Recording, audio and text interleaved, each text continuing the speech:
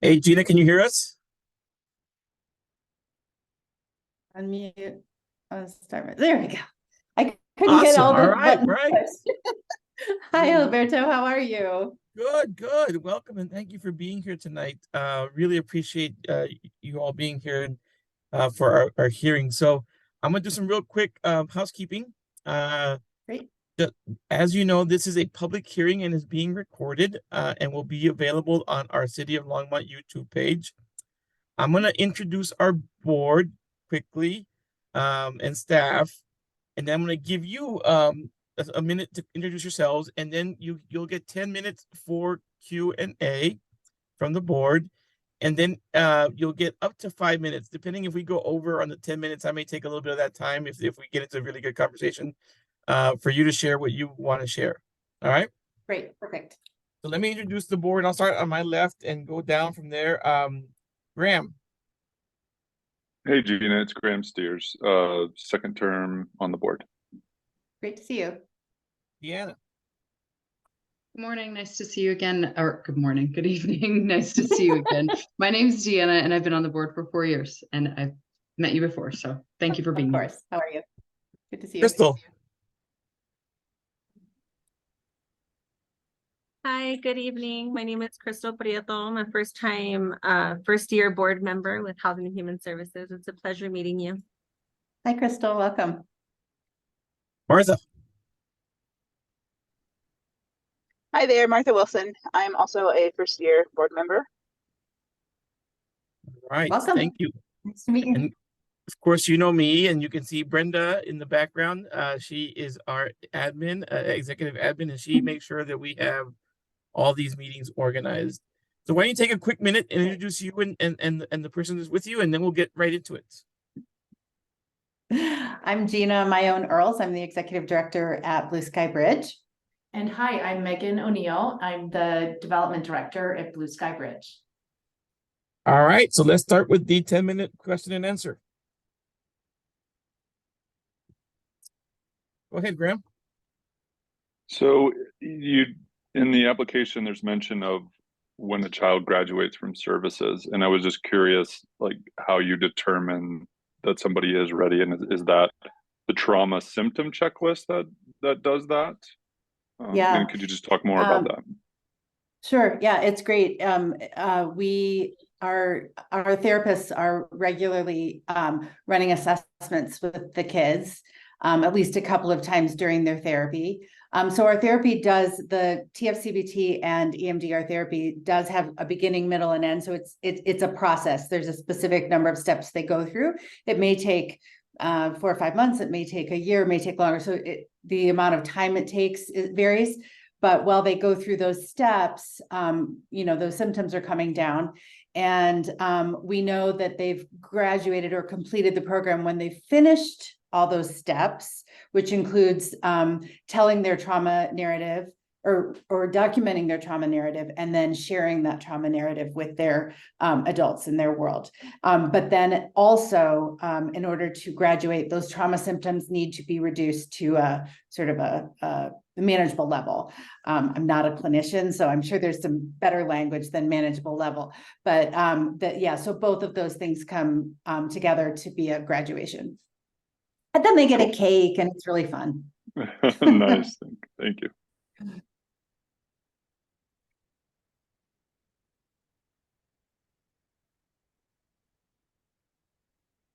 Any other board member have a question? Go ahead, Deanna. Yeah, hi. I had a question. It looked like in your application that you have a budget shortfall for this fiscal year, and I thought maybe you could just talk a little bit about your efforts to address that and if you're concerned about there being a shortfall going forward in future years. Yeah, this is a huge issue. Did I mention Megan's here? She joined us about 2 months ago, and we're really excited to have her here. We are concerned. This year, we've actually, it looks like, I'm a finance person, so I'm constantly revising our forecasting. It does look like we're getting ahead of our shortfall. So I think we'll actually end this year break even. But where I'm really concerned is starting in 2025, when, sooner than that too, but especially in 2025 when crime victim services at the federal level, the VOCA funding that you may have heard of, is going to be cutting dramatically, 45 to 50% in one fell swoop starting in 2025. For us, that's about $225,000 a year that our funding will be cut. And of course, we still are not meeting the full need of our community. We're only providing therapy, for instance, to about 15% of the children that get a forensic interview at Blue Sky Bridge. And as we all know, community therapists are very hard to get in with these days.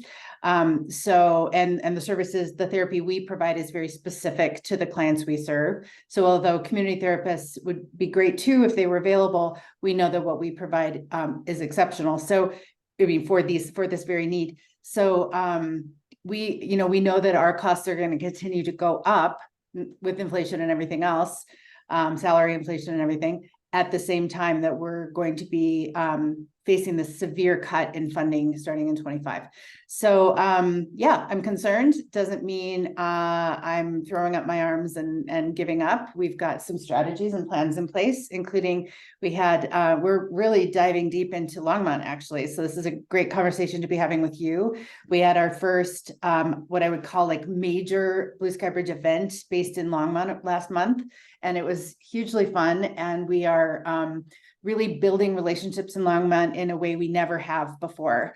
I would say we're courting some pretty high profile people in Longmont to join our board, hopefully down the road. And, it's kind of a process to get people to get to that place. But most importantly, we really are looking to build real community in Longmont. And one of in our fundraising plan, it's one of our top couple strategic decisions on the fundraising side. So you're going to see a lot more of us right around where y'all are. So, but we've got a lot of strategies in place, but it's going to be a huge leap to get where we need to be in just over a year. Thank you.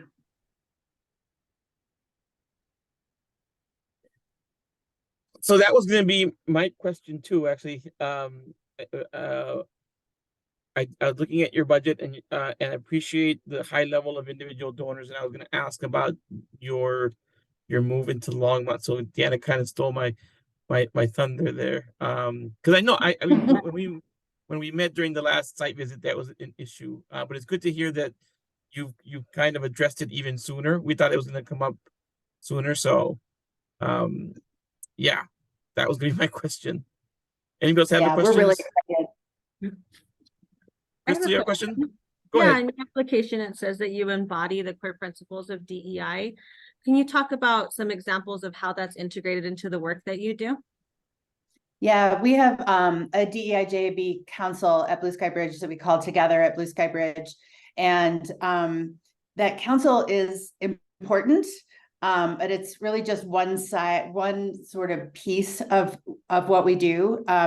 But we're doing some racial healing work within that group. That group's responsible for bringing in some training for looking at, right now we're reviewing all of our policies again.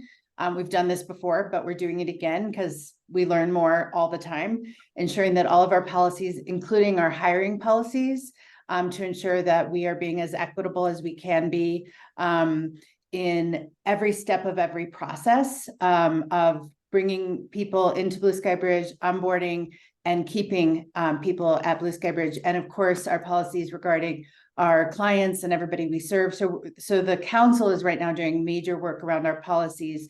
But we've always done and will continue to do a lot of work around training staff. We work with Dr. Adriana Medina out of Denver, who's been working with our team for a couple of years. She's wonderful. If you haven't met her, if you need somebody in this capacity, she's absolutely amazing. One of the kindest people I know and really wise. And she has really helped us to rethink and get comfortable with a lot of things across the board in our staff. So, a lot of the things that we all know we need to do, and then trying to take it as deep as we can while we keep going with our busy schedules. So, I could talk about a lot of the specific things we're doing, but we're really trying to just insert this in every part of what we do. And policies are a big one right now for us. Any more questions? Go ahead, Crystal. Oh, you're No, good? thank you. Yeah.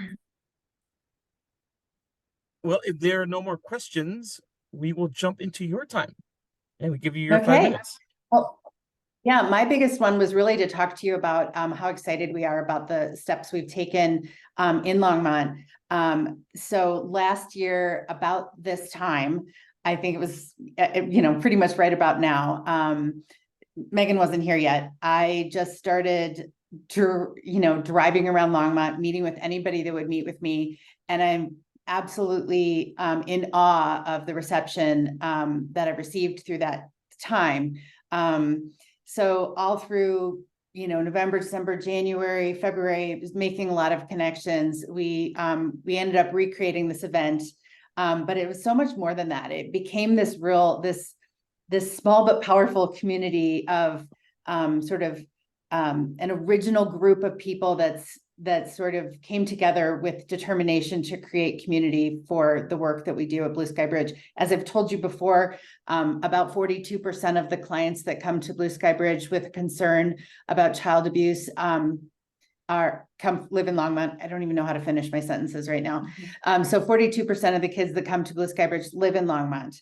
And the percent of support that we receive from Longmont citizens or, organizations is less than 5%. So we know that it's a critical mismatch, and it goes to everything we do, because we know that the more people that understand this work, that become connected to this work, that means they understand what we do. And that means the kids around those individuals are safer because they understand, I'm sorry?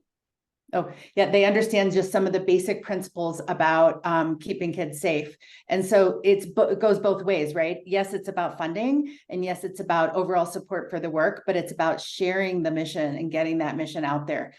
So we're really excited, and I'm really in awe of how the people that we've all been meeting with now, because now it's been going on for a year, how excited everybody's been to be a part of it, and really how kind of irked they are that more people haven't been supporters prior. And so, and I take blame for that, of course. I've just always been too busy to do this effort that we've now taken on as a huge part of what we're doing. So. All right. Anything else? I guess the other thing to tell you is that last year was our busiest year ever in all of our programs. And as you probably know, Blue Sky Bridge has to be available for our community with whatever comes. And sometimes that means we're really busy, and sometimes it means we're not. The summer was actually really quiet, but I mean, quiet. Quiet's never really quiet. But this last year was absolutely off the charts for all of the years we've been in existence. So we learned how to operate at our highest level and really had a chance to rethink a lot of things around how we operate. So it's been a wild ride. All I right. think I've Well, shared all the things. Yeah, no. You Okay. spoke at the Rotary. That's true. I did speak at Rotary. Got a lot of new friends there at Rotary in Longmont recently. well, awesome. That's great. Congrats. All right. Well, thank you so much for being here tonight, and thank you for the work that you do. We do appreciate it. And have a great rest of your evening. Yeah, you too. I hope they all go really smoothly. Take care, guys. All right. Thank you. Nice to. All right. Our next group is the Immigrant Legal Center. I think Belen is here. I don't see Laurel yet. Is Laurel coming? No, she's not. Only Belen will be participating. And then That's Brett, fine. of course, is for the one after Right. Belen. Right. That's fine. That's fine. You want to let Belen in? That's great.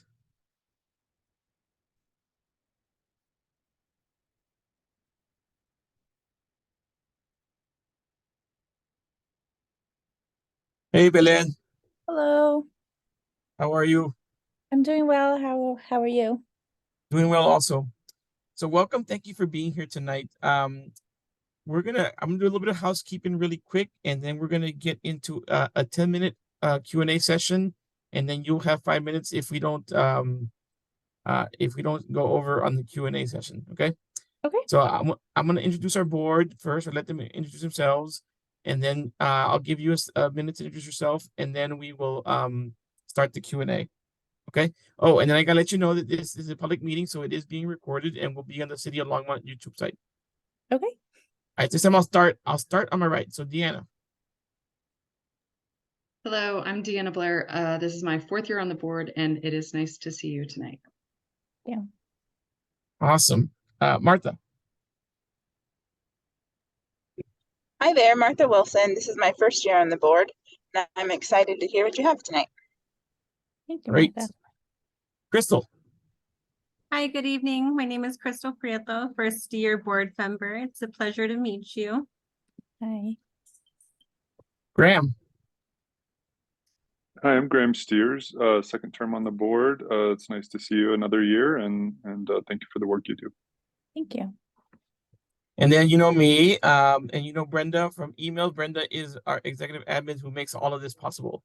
Hi, Brenda. Hi, Belen. All right, so why don't you take a second to introduce yourself, and then we'll jump right into Q&A. Okay. Well, my name is Belen Parga Solis. I am the Director of Client Services here at the Immigrant Legal Center. I'm also the Executive Director in Training, and I am a Longmont homeowner, and I have 2 kids in St. Bernard Valley School District. Awesome. All right. Who has a question? Who has the first question for Belen? Go ahead, Graham. In your application, there's mention a couple of times of an apprenticeship model that it sounds like it's fairly unique to your group. Could you talk more about that and how that's going? Yeah, so we started that a couple years back. We were more of a law firm model where we just had our attorney Laurel Herndon doing the consultations. And then we became an organization that's accredited through the Department of Justice to have legal representatives in our office. And so I became an accredited representative, and then our other staff member, Maria Gordillo, she's also an accredited representative. Under Laurel Herndon, we have been learning a lot about immigration and how to do our consultations, how best we can help our community. And I think that because Maria and I are both Spanish speakers, we've been able to reach a lot more of our Spanish speaking community, and just kind of, know what they're going through when they come into our consultations, and we get to learn a little bit more from them now as well. Great, thank you. Deanna. So this isn't really a question so much as just a comment on your application. I just wanted to express that it's really nice to see so much thoughtful attention put into creating a board that is truly representative of your client base. And we see a lot of organizations that maybe don't have such a great representation on the board. So I just wanted to commend you for that. It was nice to see that in the application.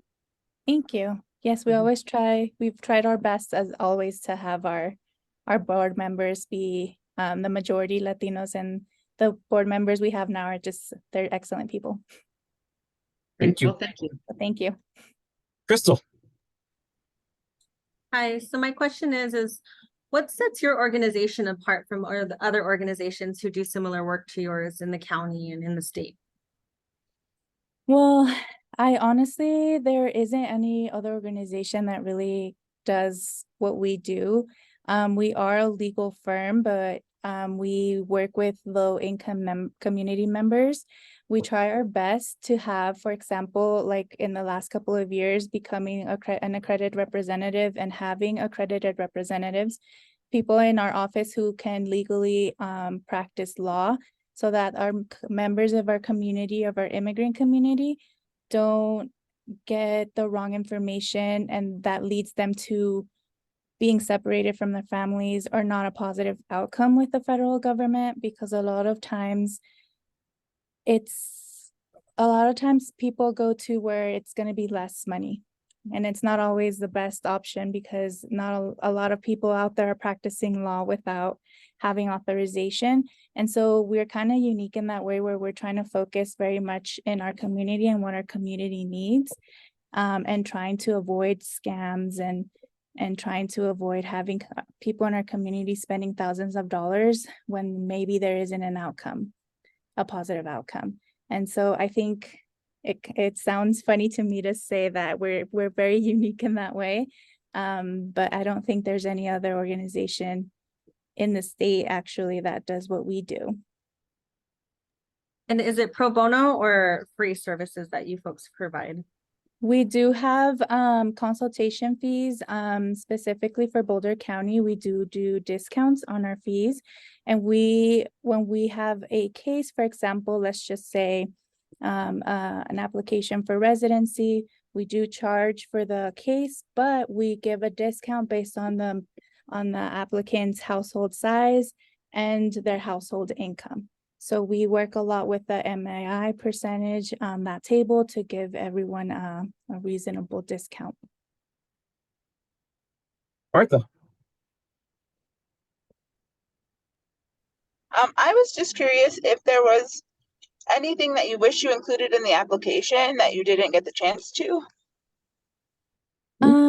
I think it was, our attorney Laurel spent really a good time putting it together for us. I think that maybe one of the things I would maybe talk a little bit more about is the unauthorized practice of law in our community. Just because recently we've gotten many community members coming to our office where they went to other organizations or notarios that didn't tell them the correct information, and then they come to us and we're having to go through hoops with the government to try to fix any issues that have been caused by notarios or just by people who are unauthorized to practice law. And a lot of that time is spent without being paid or just a consultation fee. So sometimes we're doing more work than what would be required if they first came to an attorney or to someone who practiced law. So I think I would have specified that just a little bit more just because it's been coming up a lot lately. Yeah. So that discussion about unlawful practice of law made me curious if you have taken steps to sort of, I don't know if there's common people that are doing this, if you guys are reporting them to anywhere. I mean, I could see that they could probably do a lot of harm in the community. Yeah, unfortunately, I did have one specific person come in maybe 2 weeks ago, and I went over her options where we can actually file a complaint with the Colorado Supreme Court. And so she decided that she wanted to take that step, and I was there to guide her through that process. And so she's actually waiting to hear back from them, but there is like a certain process. Sometimes it is unfortunately specific people that have been heard of in the past to practice unauthorized practice of immigration law. One of those persons, another client, actually came to us naming a specific notario in the area, and he was already sanctioned by the Colorado Supreme Court. And so it's just really difficult. It's a problem that unfortunately many of our community members are having to face at the moment. Yeah, it's very predatory. Well, thank you for. Yeah. Crystal. Since we're on the topic, do you folks provide advocacy for these families who are experiencing, the predatory practices or unfair treatment? Or do you connect with like El Comite? I know that they provide advocacy for their clients. I guess what's that partnership look like, or do you provide that solely from your organization? So we always just go over the client's history and options and try to undo sometimes what is able to be undone. Sometimes things can't be undone. But as far as like, for the example of that client that came in, I was able to walk her through that process of doing the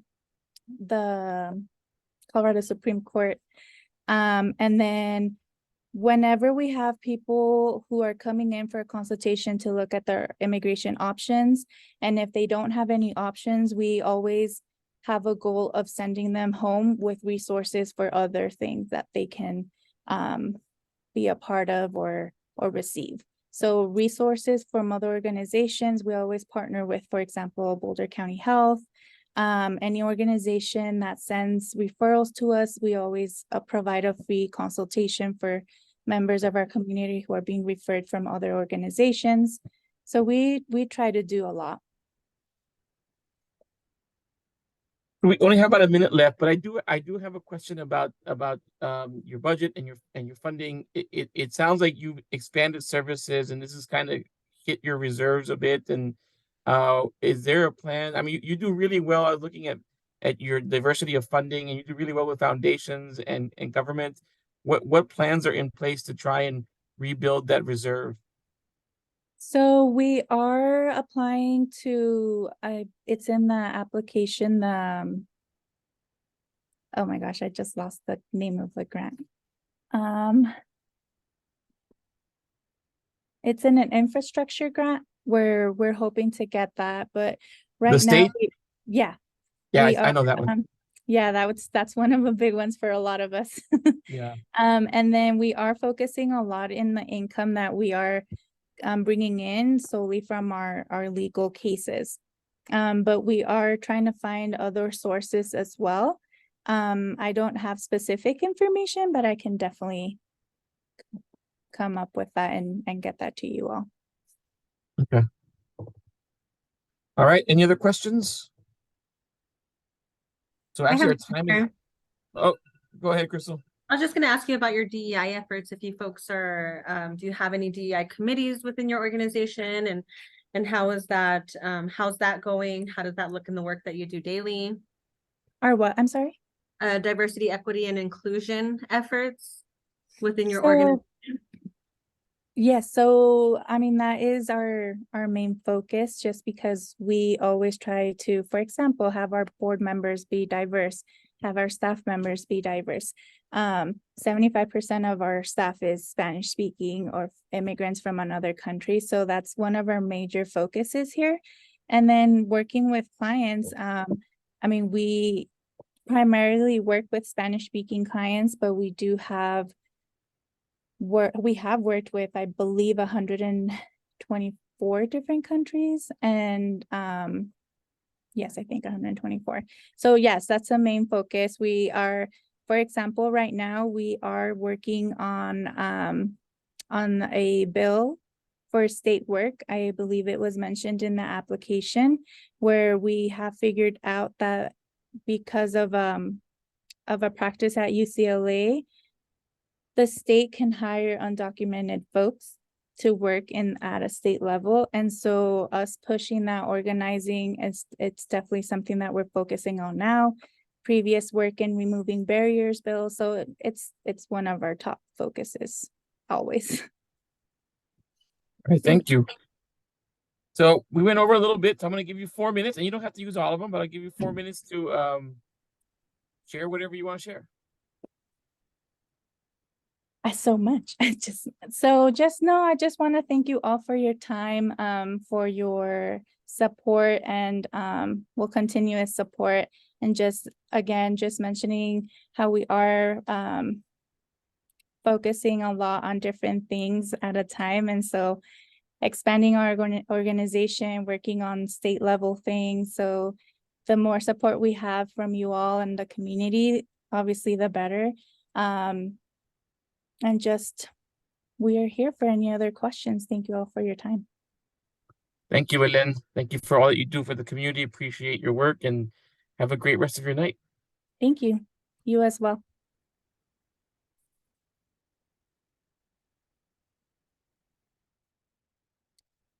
So Brenda, are those 2 people in the waiting room for CLS or just one of them?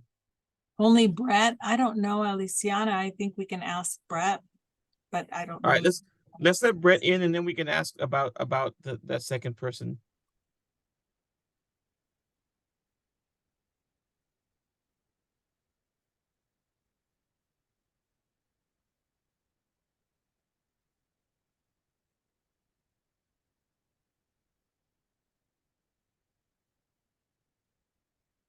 Good evening, Brett. Can you hear us? I can. I apologize. It took me a minute to realize I was still off camera. How are you doing?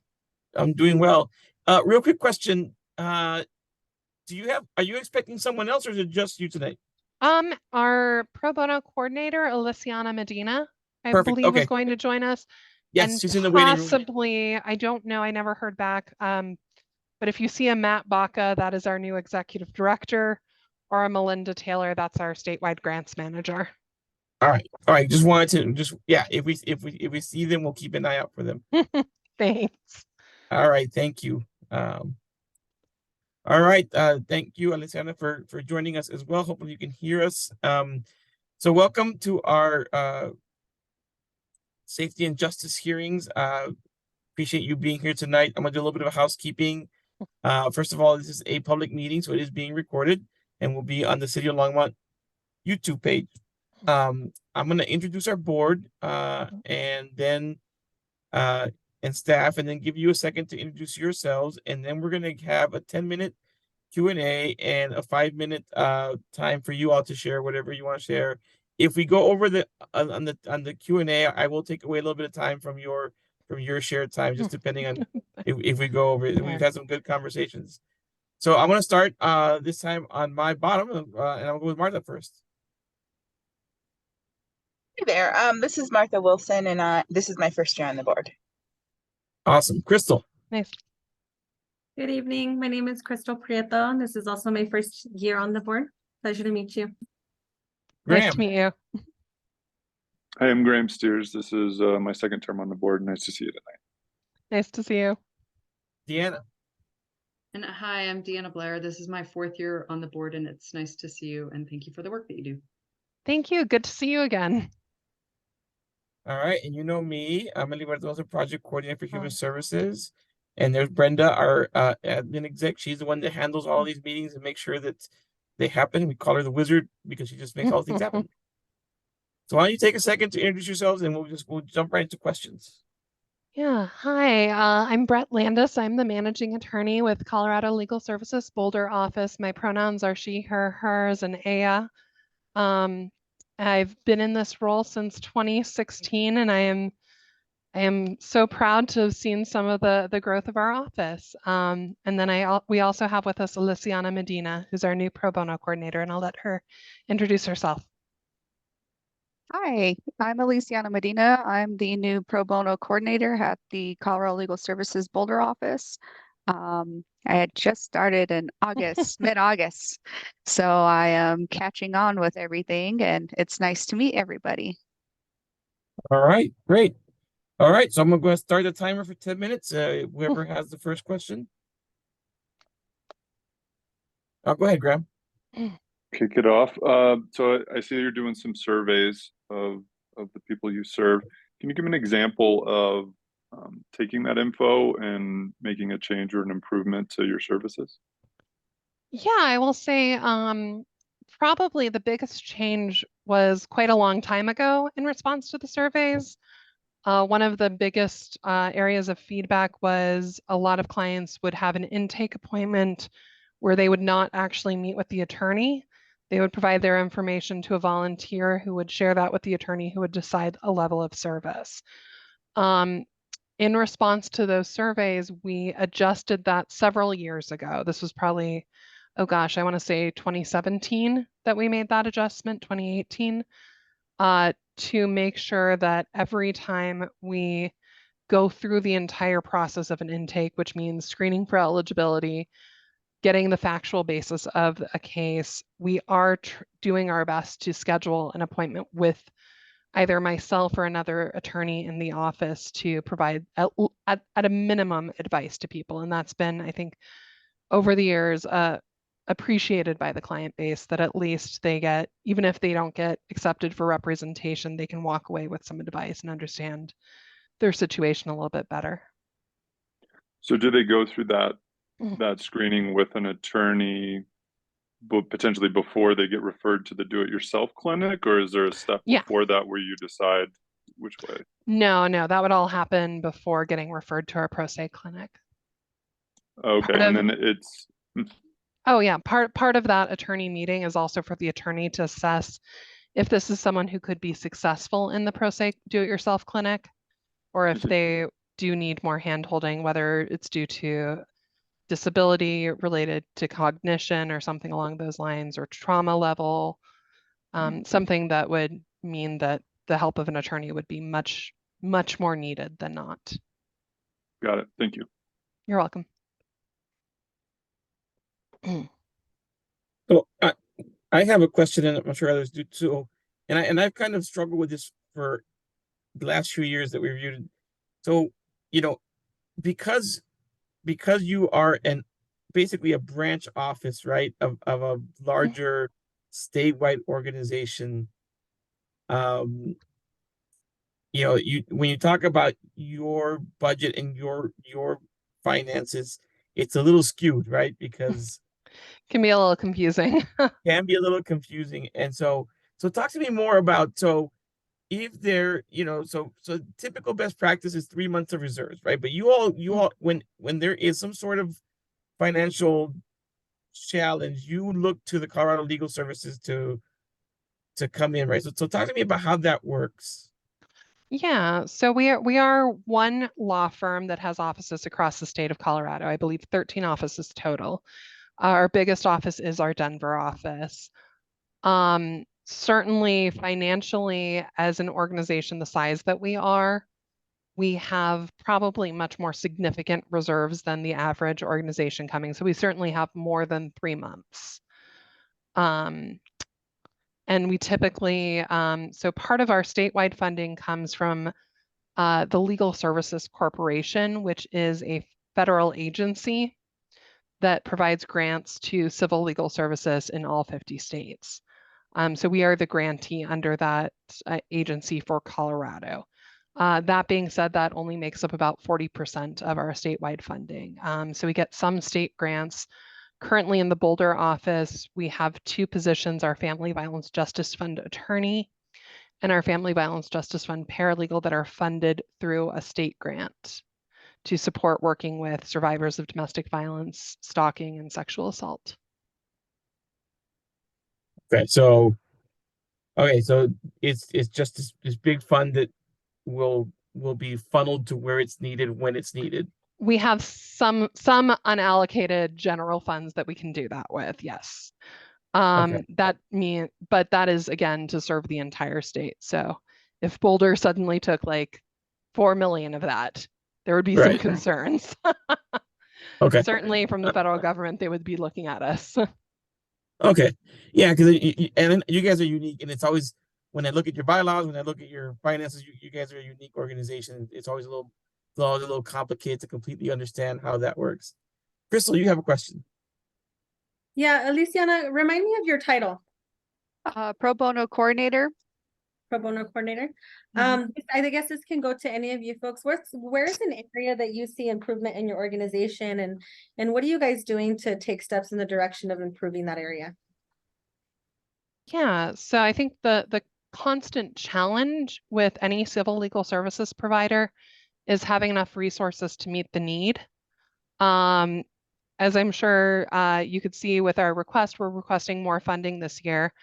Part of that is because we've lost an attorney. We were lucky enough to have an attorney who was funded through a fellowship that was open to recent CU law graduates for 2 years. And his work was primarily in the area of housing law, including eviction defense, habitability issues, and subsidized housing issues. And with that, he also did a lot of work in consumer defense. So people who are getting sued by credit card companies, collection agencies, people who are considering bankruptcies.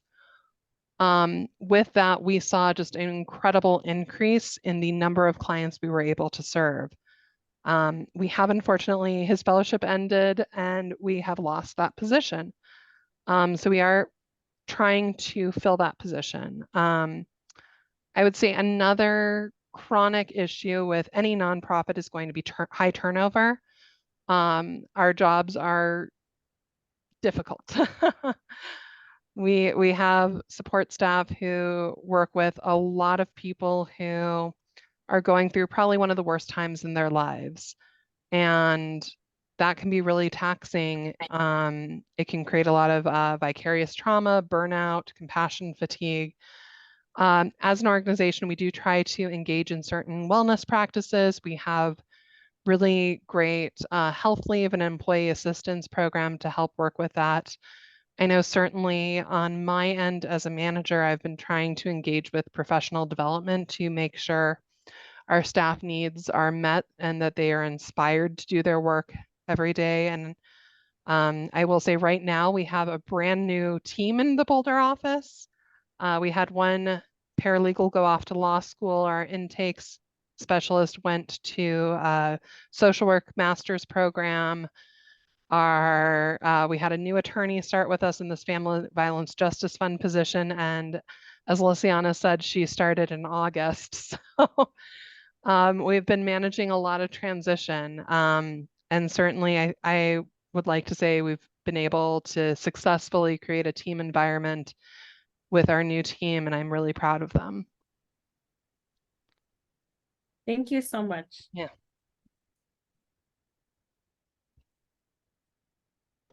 Any other questions? I have one more if no one else has another question. Go for it, Crystal. How are you ensuring that you're not duplicating services within the city and the county? Are you coordinating with other organizations in that way at all? I am doing my best to. So our office has been certainly the most long-standing office of free civil legal services in Boulder County, serving all of our residents in Longmont. Particularly, I want to say this office was founded in the 60s or 70s and then became a part of Metro Legal Services of Denver in the 90s, which then merged with a couple of organizations to become Colorado Legal Services in 2000. But we've had a presence in this community for a very long time, and I think certainly have become the most efficient at providing those services. We meet regularly with Rachel Dane at Bridge to Justice, along with Safe Shelter of the St. Vrain and SPAN, to talk about ways that we can collaborate and better serve survivors of domestic violence and sexual assault. I know we have collaborated as well with the county and Susan Spalding at City of Longmont and Diane Evans and Karen Armstrong at City of Boulder and a few other community partners on housing retention issues to try to maximize our efficiency in preventing eviction and preventing homelessness in our community. That's been a big focus and a big area of collaboration. I personally have worked very hard on bar association issues. I'm a past president of the Boulder County Bar, and certainly communicate with their staff pretty regularly on pro bono efforts that the Bar Association is doing. Yeah, and we're happy to keep doing that. And one of the things I enjoy most about my job is the opportunity to work with other community partners to provide better services to our community. So those community relationships are really, really critical. Awesome. Yeah, absolutely. Especially if you guys are taking on the whole county. Every Be helpful to maybe disperse and push off some of those different cases to other organizations that can help you folks out and bring some relief. Thank you. That was helpful. Yeah, I will say we are the only provider of comprehensive civil legal services that are completely free. Bridge to Justice is an organization that is designed as a modest means program. So they do charge for a significant amount of their services, as does Rocky Mountain Legal Center. But all of our services are free. Thank you. All right. Yeah. So we went over a little bit. So I'm going to give you 3 minutes to share anything you need to share. Yeah, well, I think, again, I'm just going to make a pitch for the higher amount of funding to staff that attorney position that we are hoping to recreate. We've tried to divide that up based on, in our request, based on the different communities we serve. So we've put in a similar request with City of Boulder, with the county, and I believe with Lafayette as well, which was included on the unified grant. We have seen over the past couple of years, our office started on a very high pro bono model, in that we had a lot of volunteer attorneys providing pro bono services. Since 2020, and this is not just a trend in our community, it's a trend statewide and even nationwide, we have seen a decrease in attorneys in private practice providing pro bono services, which means as a staff, we have had to fill that gap as best we can. And you can certainly see that tracking with our numbers in our mid-year report, that we are having a higher percentage of cases being handled in-house by staff attorneys. This position would allow us to permanently maximize that work and really make sure that we are providing really efficient work on behalf of low-income people in the city of Longmont. And I will certainly say the plurality of our client base does live in Longmont. It is our highest population of low-income people in the county, and certainly an important community. I live very close to Longmont, and I've certainly engaged in my personal life in community activities in Longmont. And so we really hope to better serve the community with these additional resources. Thank you so much. I really appreciate your time and your thoughtfulness to this process. Thank you so much. Thank you for being here tonight. Appreciate your time and the work that you do in our community, and have a great rest of your night. Thank you so much. You too. Always a pleasure to see you. Have a good night. Thank you. Thank you. All right, and our next group is Boulder Voices for Children, and they're in the waiting room, and then we're gonna have a break after that. So you want to let them in?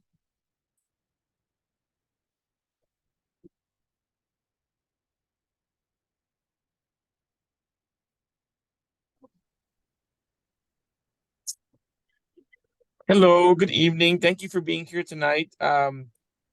Welcome to the Safety and Justice hearings for the Human Services funding from Longmont.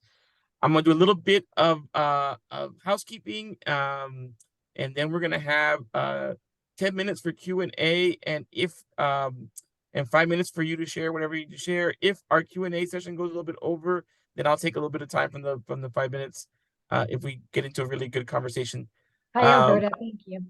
Yeah, so what I'm gonna do is I'm gonna introduce the board, and then I'm gonna let you all introduce yourselves pretty quickly, and then we're gonna get going. And I do need to let you know that this is a public hearing, so it is being recorded and will be on the City of Longmont YouTube page. So let me introduce the board, and we'll start on my top left with Graham. Hi, I'm Graham Steers. Thanks for being here tonight and all your work. It is my second term on the board. Deanna. Hello, I'm Deanna Blair. This is my 4th year on the board, and it's nice to see you here. I am a former foster parent who spoke at a panel at Voices for Children in the spring. So I think I've actually met all of you before. So nice to see you. Awesome. Martha. Hi there, Martha Wilson.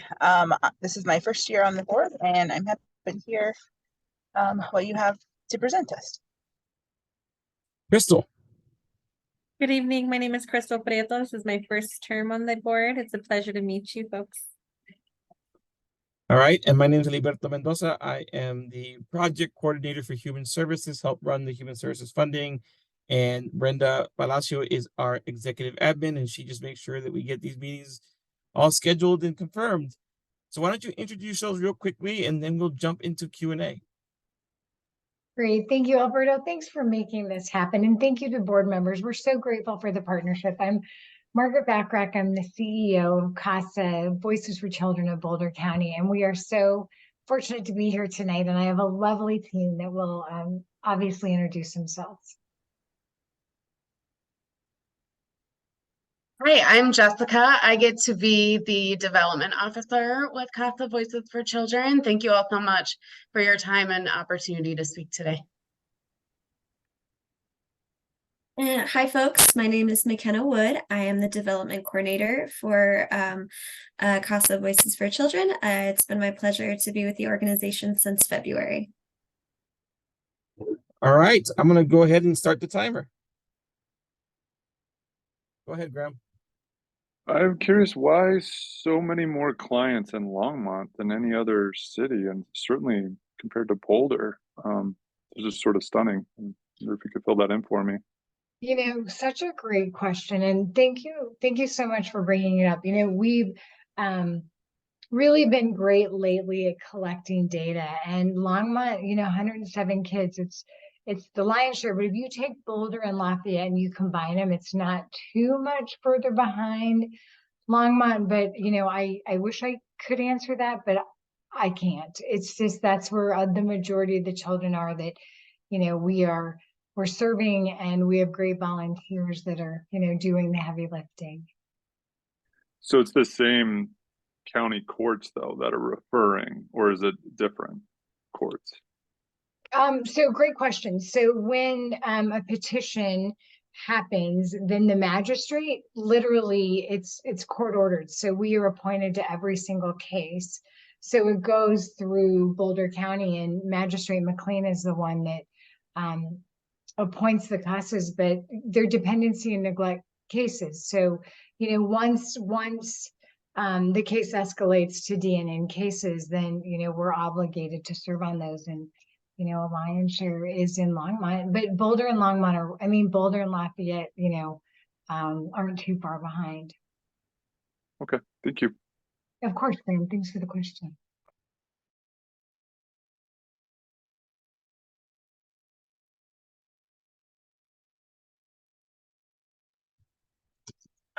I'll try not to be like too pointed, but I also work in the child welfare realm, and I've seen some very heinous CASA reports come in with respect to parents of color. So I was a little bit, I felt a little bit strangely reading the DEI responses, because I don't know that I've seen that play out in the practice. So I'm just wondering if somebody can talk about the discrepancy there.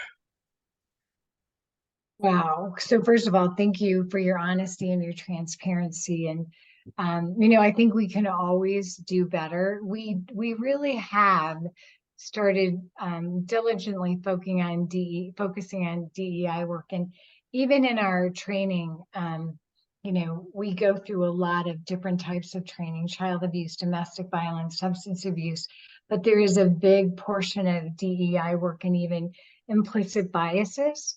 I'll tell you what we really noticed lately, and not that we didn't do it, I feel like we're doing a better job of collecting the data. And so what we do know now is that 50% of the children that we are serving are children of color. And so there's a disproportionate amount of white. 77% Boulder County is white, but disproportionate amount of children are in the welfare system. So we know we can do a better job. And honestly, I would love to learn more about that feedback, because we're also really focusing on our strategic plan and making sure that our CASAs are doing a really great job of collectively working with the CASA team, meaning caseworkers, GALs, attorneys, et cetera. So I would love to hear more about that, because obviously we need to do better. And thank you for letting us know. Deanna and then Crystal. So I just had a procedural question. When kids come back into care, and they have CASAs appointed on cases when they've returned, do the courts try and reappoint the same CASAs, or is it just sort of luck of the draw the second time around or third No, time you around? know, we try to appoint the same CASA, right? Like it's really the advocate. And I wish Jenny could be here tonight. We're doing training right now. So she is our deputy program director, and she is the expert and leading this team.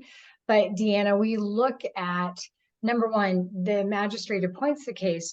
Number two, our advocate supervisors, the team looks at the cases. So if there's been a CASA volunteer that was on that case before, you can bet your bottom dollar we're going to try and see, because that relationship is so important, and we know that.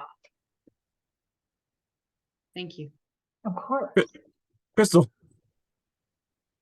I'll try to put my thoughts together to ask the question. I don't even know if it's a question really, but I'm currently doing an internship with St. Vrain Valley School District, and I'm working within the truancy department and absenteeism. I can't say the word, and that's kind of where I was introduced to your department. Is every child is assigned a guardian ad litem and a CASA representative. And so I just wanted to, and then when it was described to me about like, what is a CASA representative or advocate?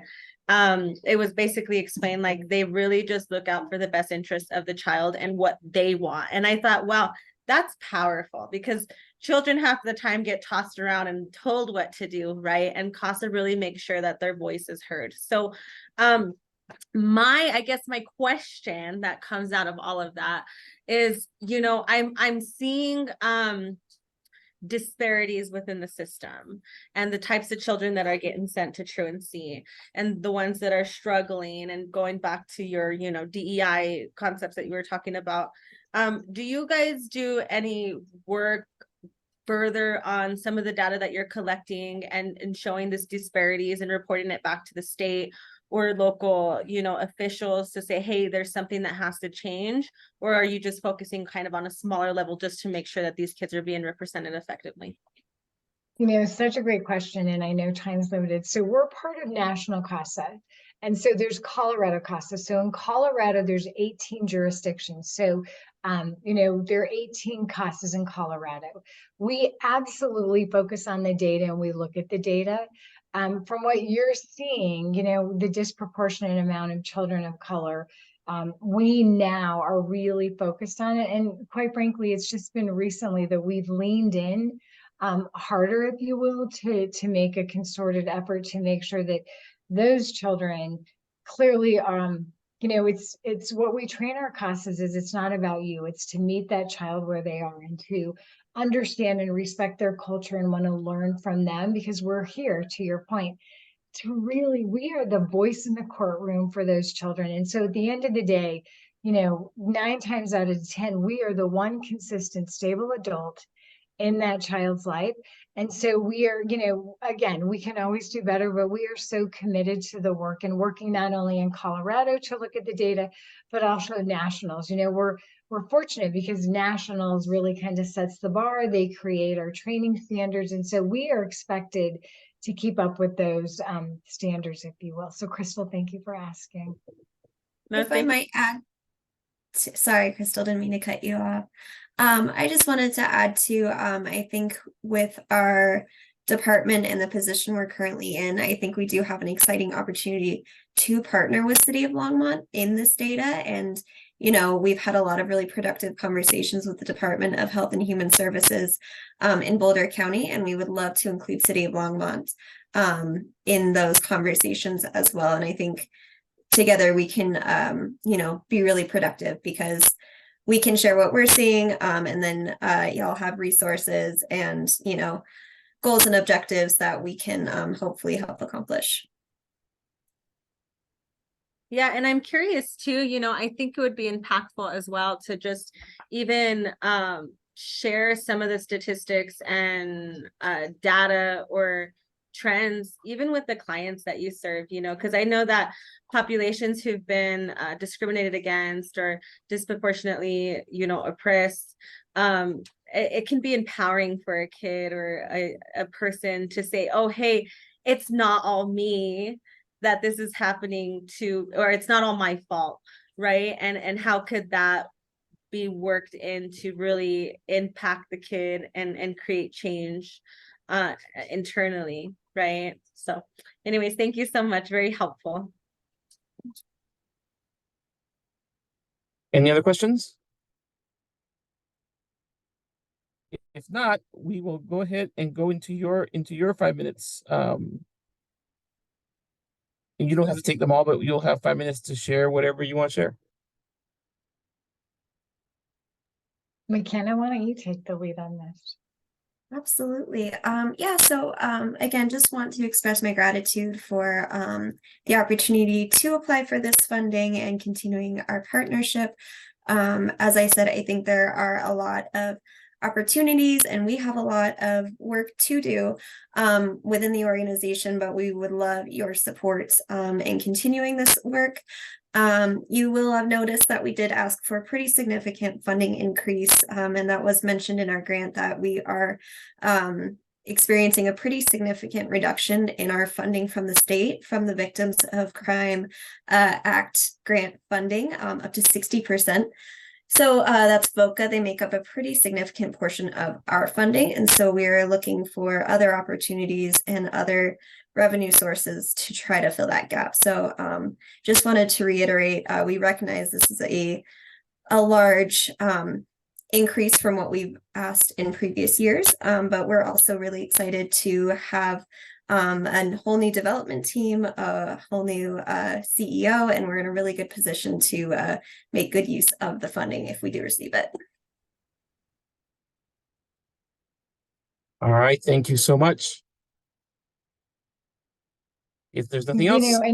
And Alberto, I'll just finish on this, and Jess, if you want to chime in, please do. So, we are really forging in a way forward in Longmont. We did our appreciation awareness event in Longmont because we really know how vital it is to not only create awareness around the work that we're doing, but to make great connections in Longmont. Because if we're serving children in Longmont, we want to make sure the Longmont community also understands what Bolder Voices, does to help support these children in dependency and neglect cases. And so our goal is to keep deepening relationship. And we love the partnership with you all. And we're hopeful, to McKenna's point, to really dive in a little deeper. And, we can do better, but really appreciate the support from you all. And, if you have any questions, anymore, please let us know. And Jess, if there's anything I left out, please feel free. Yeah, and we you can both said it beautifully. and we can connect if you if Martha and you, Margaret, want to, Brenda can send out an introduction and have further conversation. I think that was an interesting an important conversation that you can have. So all right. Oh, go ahead, Martha.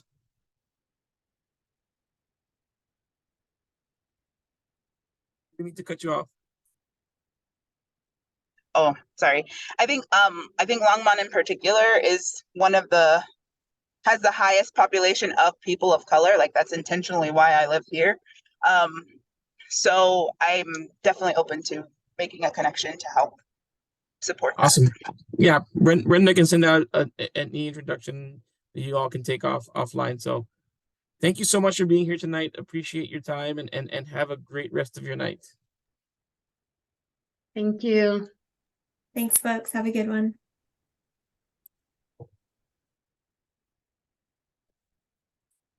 All right, folks, we have our first built-in break, and we are doing good on time. We have 10 minutes until our next agency. And I will say, this is for conversation for the November meeting, but a lot of folks are asking for more money. And while we do have an increase, yeah, so. Right, not that much of an increase. Yeah. Yeah. So Alberto, I'm curious too, like if some of we would say veteranos in Spanish of the board could give us some consejos as to like how do you prioritize, right, between so many good organizations. I want to score them all 100%. So maybe we can touch base offline, a Graham or Aliberto or Diana or whoever else has been here for a while, to let me know kind of what techniques you've developed to do that. This is an ongoing struggle for me as well, because I love the work that most of these organizations do, and it's hard. So it's always hard. And I think this is where your individual scoring is so important, right? Because yeah. I think just go with your gut, truly, as you go through them. And this is why we get averages, right? This is why I always want to have at least 3 board members, because there's always it helps out, even out the scores. And this is why we're going to do the standard deviation too this year, right? So that'll also help. So, all right, I'll see you all in about. Go ahead. What's your question, Crystal? No, never mind. It was for some reason I didn't think we were interviewing the farmers market tonight, but I saw them on my application panel or whatever. So, but we are. So that's why they're there. I was just Yep. curious, all of the organizations were on there or just the ones that we're interviewing? So say it again. On the fondant account. It Only the has, ones that, yeah, you should only have the ones that you said you were gonna, that you were assigned to interview.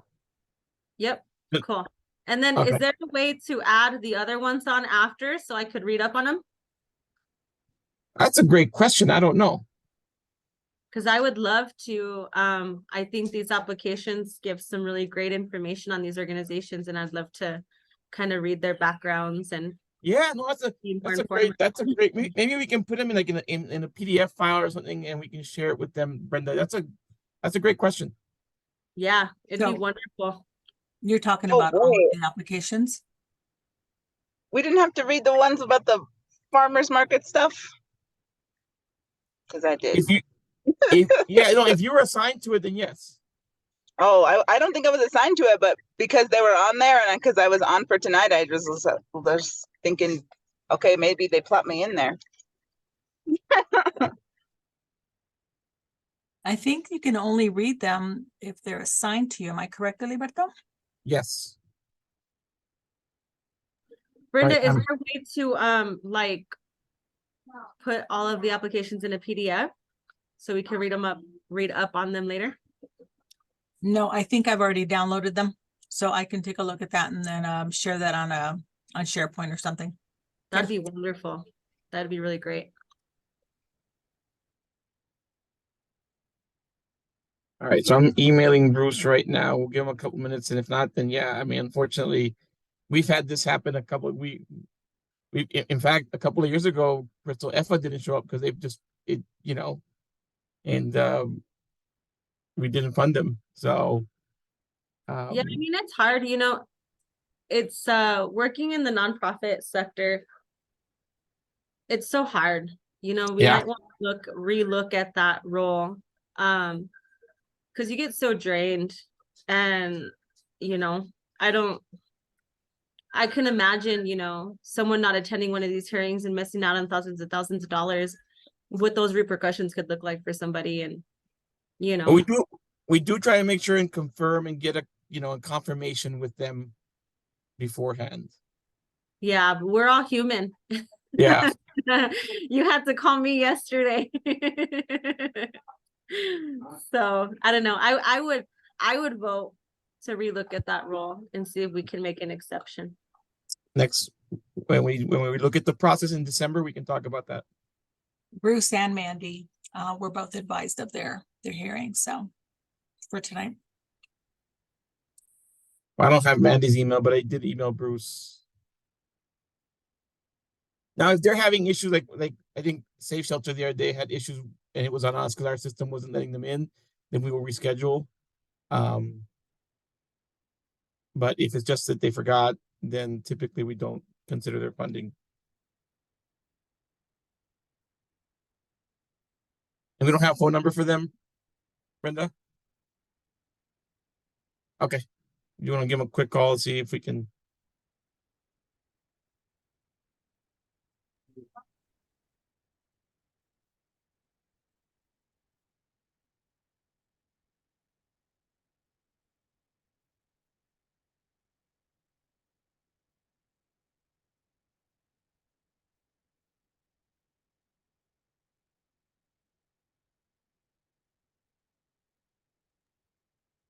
Graham, I would love to meet with you soon and pick your brain about certain things. Sure, absolutely. Yeah, happy to. I'll reach out to you. Cool.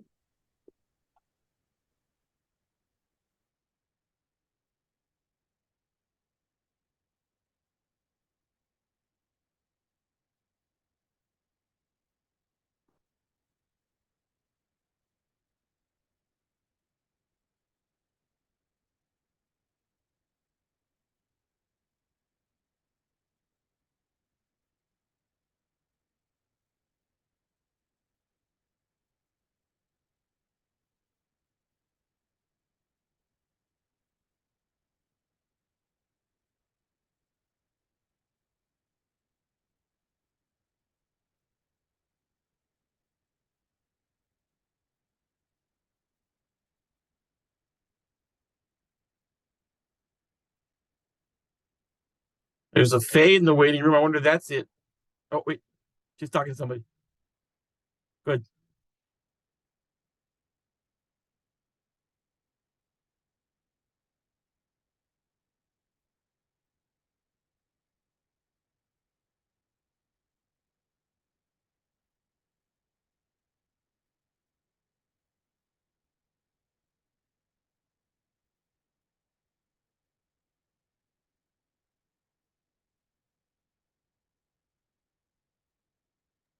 Faye is with Safe Shelter. It's Faye Lamb.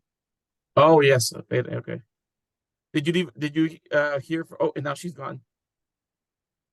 I hope we don't have that trouble again. We rescheduled her for because they were having issues. I hope not. I did leave a voicemail for Bruce, but it's at the office. I'm going to see if I can find a cell number for him. Okay.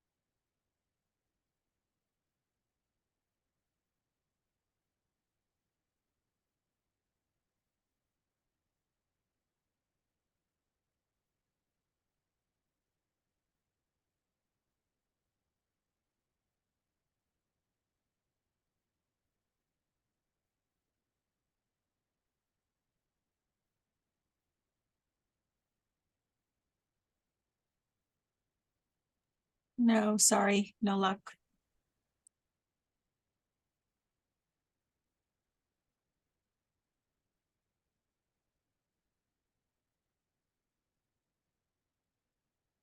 All right. So,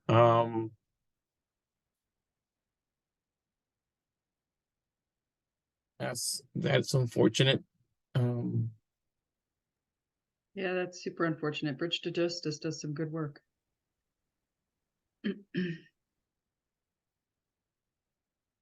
Yeah, because I think I checked their contacts too, and it only has, I think, their office number. I tried a direct line for Bruce, but it went to voicemail.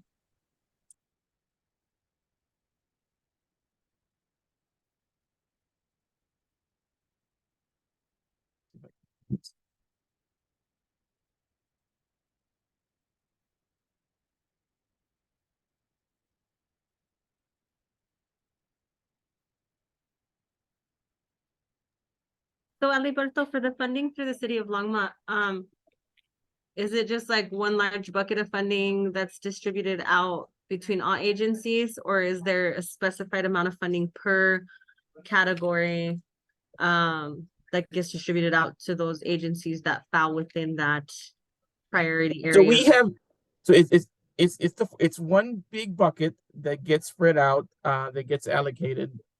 But it and the board already set these priority percentages, and what we use those for is to set individual limits for agencies. So for example, if I think we set housing at 27% of the funding we wanted to go to housing. Doesn't mean it's going to do it. It's just a guideline, but we will take 50% of whatever that 27% is as an individual limit per agency. That's how that works. But it's one big bucket that we allocate via your scores and the evaluations and the allocation formula. So we don't go like, okay, we like this agency better, so we're going to give them this much or this. No, we try and do it as objective and formulaic as possible. So I guess like so like it's not like we have like, let's just use small numbers here, $100,000,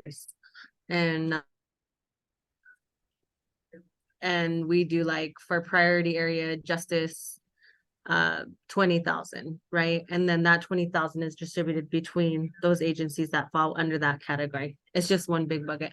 So yeah, because we don't know. So since we don't tell people how much to apply for, let's say that they are, you know, using your numbers, right? You know, we set aside of the 100,000, we say 20% for justice, safety and justice, right? But 40,000 people, they have the number of agencies apply equal up to 40,000. We don't say, oh, we're going to cut everybody's recommendation by half. No, we base it on the scores that you all, but this is why scores are so important. We base it on the scores and the percentage. And so like we've talked about in other meetings, you know, and when Caitlin shared her presentation, is the challenge is, you know, that if we have to reduce, we're going to reduce across the board, right? If you all score everybody really high and you want to fund everybody, but we don't have the funding, then we'll have to reduce across the board. Everybody will get a reduction, right? So it will be equally reduced. So and would it work in such a way that like, so say like all the housing area, like all the programs that found housing were just like scored lower than usual, right? Because maybe our expectations were a little higher for those. But then like we get to like children, youth and families and childcare, and we know that's like a huge need in the community and everybody scores those really high. Would it mean like a lot of that money would go toward that area versus interesting? yeah, that's the way it's always been guidelines, because we've never been and we can have more conversation. But yeah, that's if you and I want to talk, I can tell you the history of that. No, it's just helpful to know while I score, right? To know Yeah. like everything that goes into it. Yep. Yes. I have Bruce on the phone. What do we want to do? Can we put him in the meeting? Yeah, we can say a little. If you all don't mind, we can say a little bit later and just let him. I mean, that's fine. If you guys let's do it. Yep. Okay. So tell him when is our last one? I think that was like at 9. So if he can come back at 9:15, if he's okay with that, or is it 8:45? Our last 8:45 is the farmer's market. 9. So if he was we'll to probably come be on done at by 9 o'clock. If he can come back around 9, that would be great. Did he just forget? Yeah. Well, we did our job. We called them and we got him on the phone. All right. So I think the next group, and they're already here, is the reentry initiative. So we'll let them in as soon as Brenda's done talking to Bruce. Did we lose Martha? Oh wait, I think we did.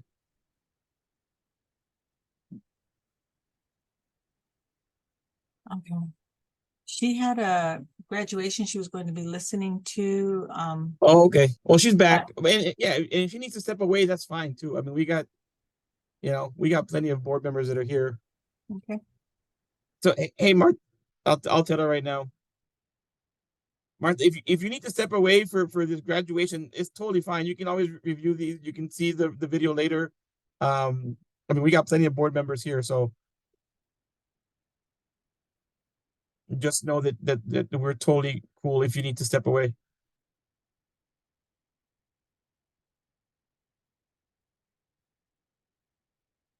All right, so why don't we let Kirsten from the reentry in?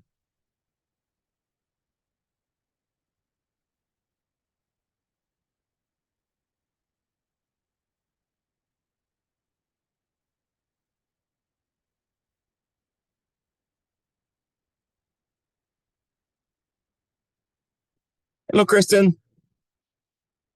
Can you hear us? I'm not sure she can hear us. Hi there. Can someone let Emily into the meeting? Emily, I don't see her in the waiting Hear room. me. No one can hear me. I can hear you. Can you hear us?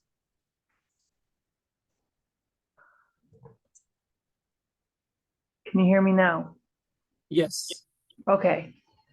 Can somebody let Emily into the meeting? She's in the link from the calendar. She's not in our waiting room. Hold on one second. Can I did notice that the link had both a Zoom and a Teams. I wonder if she clicked the Teams one. Okay, I'll text her real quick. I did send out an update on that, so it should have removed the Teams one. I don't think she accepted the calendar invite, so sorry. Thank you, Brenda, for all of your help with this. Absolutely. Sorry if I caused any confusion, but I'm positive I sent that back on. Maybe not to the board members though, I don't know. Okay. Not email guests.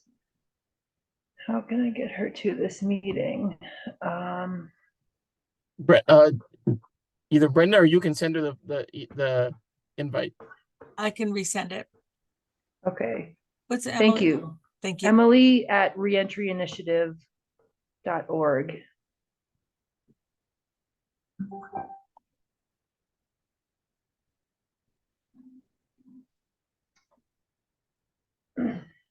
Thank you for your patience, everyone. No worries. Long night, huh? These usually are.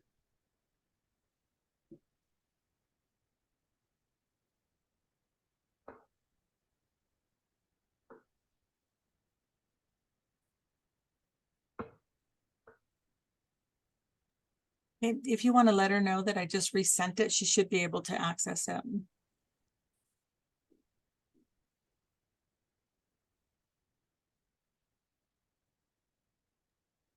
Thank you, Kristen.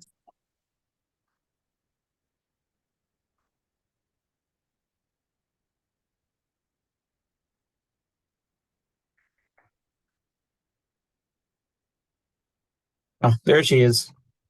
Okay. There she is. Woohoo! Yay, troubleshooting. All right. Well, welcome and thank you for being here tonight. Appreciate you taking the time for this. I'm just gonna do a little bit of housekeeping and then we're gonna get straight into the Q&A session. So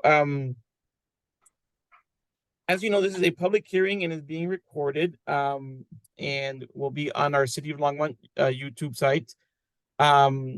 I'm going to introduce the board quickly and then you give you a chance to introduce yourselves and then we will go into the Q&A for 10 minutes and then if we and then we'll give you 5 unless if we go a little bit longer on the Q&A because we get into a good conversation, I'll cut a little bit of the 5 at the end, but we'll see.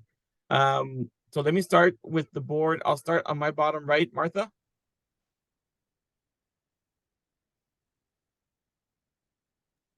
Hi there, Martha Wilson. This is my first year on the board. Awesome. Crystal. Good evening. My name is Crystal Prieto. I'm a first-year board member as well. Nice to meet you. Graham. I'm Graham Steers, second term on the board. Nice to see y'all. Deanna. Hello, Deanna Blair. This is my 4th year on the board, and it's nice to see you all. Awesome. And you know me, Liberta Mendoza, project coordinator, and of course Brenda, Palacio, who is our executive admin and makes sure that all of these meetings happen. Thank you for being here tonight. Emily and Kirsten, why don't you take just a couple seconds to introduce yourself, and then we'll jump on in. Hi, I'm Emily Kleeman. Thank you for having me, and I'm the executive director of the Reentry Initiative. And I'm Kristen Flutterjohn. I am the development manager of the Reentry Initiative. All right, let's get started. Go ahead, Graham. Comment and then a question. I think it's great that y'all have so much trauma-based programming. I think that's awesome to see and really important for the community you're working with. So thank you. And then my question is, yeah, the self-sufficiency matrix the scores in that regard do seem to be like a meaningful outcome. I'm just curious, why not recidivism rate as your program outcome measurement of success? And or B, is there some obvious link between, you know, the self-sufficiency matrix and failure to reentry the program, or you know, incarceration, rather. So Wonderful question. So the self-sufficiency matrix, the people that actually are partaking in utilizing that assessment tend to also be in our other program where we do rate recidivism. So we are capturing that data in our other program as well, and we're cross-referencing the other databases to make sure everything is coming out the way that we hope it will be. And then, sorry, your second question. Sorry.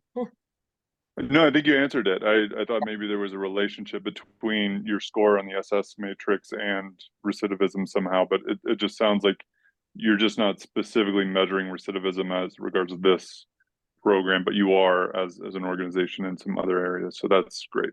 So, thank you. Any other questions? I have a question. Go ahead, Crystal and Indiana. I just want to know a little bit more about your mission and vision for your program. You know, and has that changed, right, throughout the years that you guys been here? Yes. Historically, when we started, Deborah Simmons sought out to create a program from inside the prison system, which would be the closest one, Denver Women's Correctional Facility. And she was focused more on women and the mental health services that were available inside pre-release. So that's when I met her. And at the time, we were approached by a large federal grant through the Latino Coalition to do some post-release services on the outside. So while keeping the focus on women, we started expanding our mission to incorporate all individuals on parole in Boulder County. And then from there, in the last couple years, or in last year, we've actually expanded our services to anyone that's criminally justice involved in Boulder County. So that includes people on probation in the diversion courts, as well as in the parole system coming out of DOC. So what we've actually found is on the DOC side, there wasn't actually a very large pool of people that identified as female coming through Longmont parole. So that was also some of these, you know, background conversations around how do we be sustainable and serve everyone. That kind of led into the idea of opening up all of our services. And we found in probation, actually, we found a lot more women are going through the diversion courts. So now our focus is on the trauma-informed care to prevent even going up and elevating into that prison system. Thank you. You're welcome. So I had a quick question about how you sort of guide your clients through, probably, I was guessing that they probably need a lot of resources and support from things like housing, employment issues, everything under the sun, probably. So I'm just curious, when they come into you, how are you managing to refer them and connect them so that they have a full round supportive system to help them succeed? Great question. So the culture I'm trying to create at TRI is a family culture, multidisciplinary team. So whenever a member walks into our organization, they're first met from our office manager, who is this wonderful woman who's volunteered with us and elevated into the office manager position. And then they meet every individual on the team, from every therapist that's a licensed clinical social worker like myself, to our peer mentors who've actually been through our programming and have become full-time employees or part-time employees. And they do a lot of peer mentoring and bring the lived experience and are really able to connect. So when a member comes in, right away, everyone is interacting and understanding their needs, and is very open, and we create safe spaces, and we all work together and meet weekly so that we can talk about these members, about what their nuances are, what they need specifically, and try to find funding that will allow us to cross those boundaries where we could do more things in one place, one setting, which is that wraparound care, and the idea of they can get everything met in our organization if we all work together. Okay, thank you. You're welcome. And so, I mean, that actually brings up to my question. I've been involved with nonprofits for quite a bit of time. And I guess the concern I have is as you start growing, is how does your board navigate mission creep, right? It sounds like your mission continues to expand. And when does that become a potentially dangerous situation for the nonprofit as far as sustainability is concerned? That's a great question. And that is where we're at. We're not actually thinking of moving forward with any other expansion. This is what the population we choose to serve. And now we're just building our program with the services all in one place. So we're really not changing our mission. We're staying where we're at now. And that was a decision in the last couple board meetings. Okay. With the population served being having so many needs, right? Based on the data that you collect or surveys that, post surveys that you provide, is your organization meeting the needs of the community in a meaningful way? Are you guys able to touch on some of those main needs? I mean, what is the feedback looking like? Well, from my standpoint, in interacting with members, I actually take my time out of my day and stand with them and talk to them and ask that direct question: what are we doing well? What are we not doing well? And what can we change? And it's been unbelievable feedback where they say, one, it's inviting, it's easy to get access to what we need. They want to help be able to provide all those resources under one roof because they see the value in being able to connect with us and have these long-standing relationships. I've been working with some members now for over 2 years, and they're doing really great. And I would hate to have to turn them away just because they're doing great right now. Doesn't mean that they're not going to have a hiccup or something they're going to need down the road. So just being able to be that organization like a homeless shelter, but specifically for people that have that criminal justice involvement, being able to break through those barriers a little faster seems to be helpful. Thank you. Any other questions? I have one. Yeah. I don't know if it can be answered right now because I know this bill just became law recently, but Senate Bill 2339 was signed into law, and it is specific about maintaining the parent-child relationships with people while they're incarcerated and like bridging that gap for afterward. Has that been able to be utilized more just to keep some of your clients or service members connected to their children? Yes, that's actually, on those nuances cases, we've been able to provide some family therapy where we bring the children in with the parent if they're working through something. We've also been able to cover daycare expenses if it's related to work for one of our members under certain funding. So there's areas where we can step in to keep that connection going and not increase barriers, but try to reduce them so that they can continue to have that supervision or whatever that looks like with their children. So it's been really great. Yay, thank you. Awesome. You have a question, Crystal?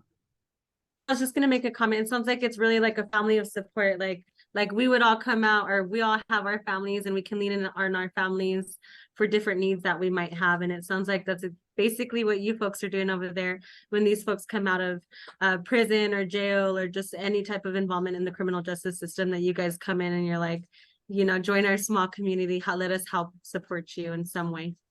Exactly. And that's exactly what we are. We call ourselves a family, and we call our members a family member. They're coming back, and some of them have no one. So to be able to clothe them or feed them, and that's part of the therapeutic program, is every time they come in, they're fed. Today, there was a member who hasn't had a birthday out of jail. So what did we do? We bought a cake and we got a card and we gave him a celebration, and it warmed his heart. And then we went into therapy, and it was just a unbelievable connection. And Kristen was there to witness it. So that's something different that we're doing. That's what we're creating, family. And do you provide shelter services to these folks? We provide linkages. We can't do housing, as we just talked about. It's very hard to expand. We don't want to stray off our mission too far, and that takes a huge campaign. So what we're doing is really nurturing the relationships we have. We're trying to find landlords and people that would work with us so that we can provide that housing assistance, because we have some funding to do housing, which paying rents or eviction prevention, things like that. So I would really recommend that you talk to Heidi Grove at the county about HSBC, because that's so we talked about this, that's how we fund housing, is through Right. HSBC. And I think it's, as a new organization, I think we want to get you into the fold, right? So I think talking to HSBC, I will make that connection, Emily, and we'll Thank you. yeah, Thank you. I'll do that.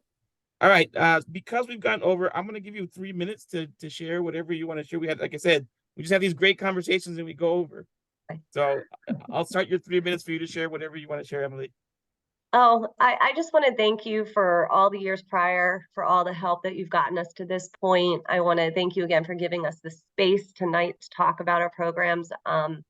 We're going through a lot at Tribe, but we're in a really unbelievable place. And we're just so thankful to be able to be visible in Longmont now. So that's all I want to say. Kristen, if you have anything.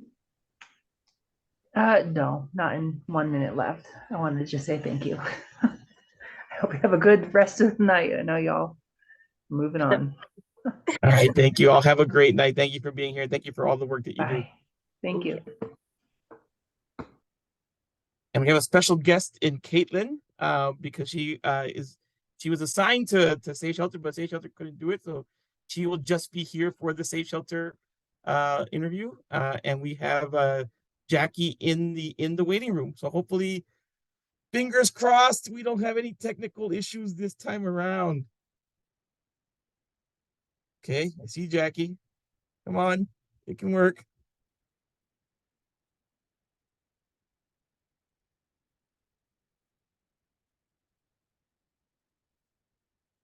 There, it says connected to audio. Jackie, can you hear us?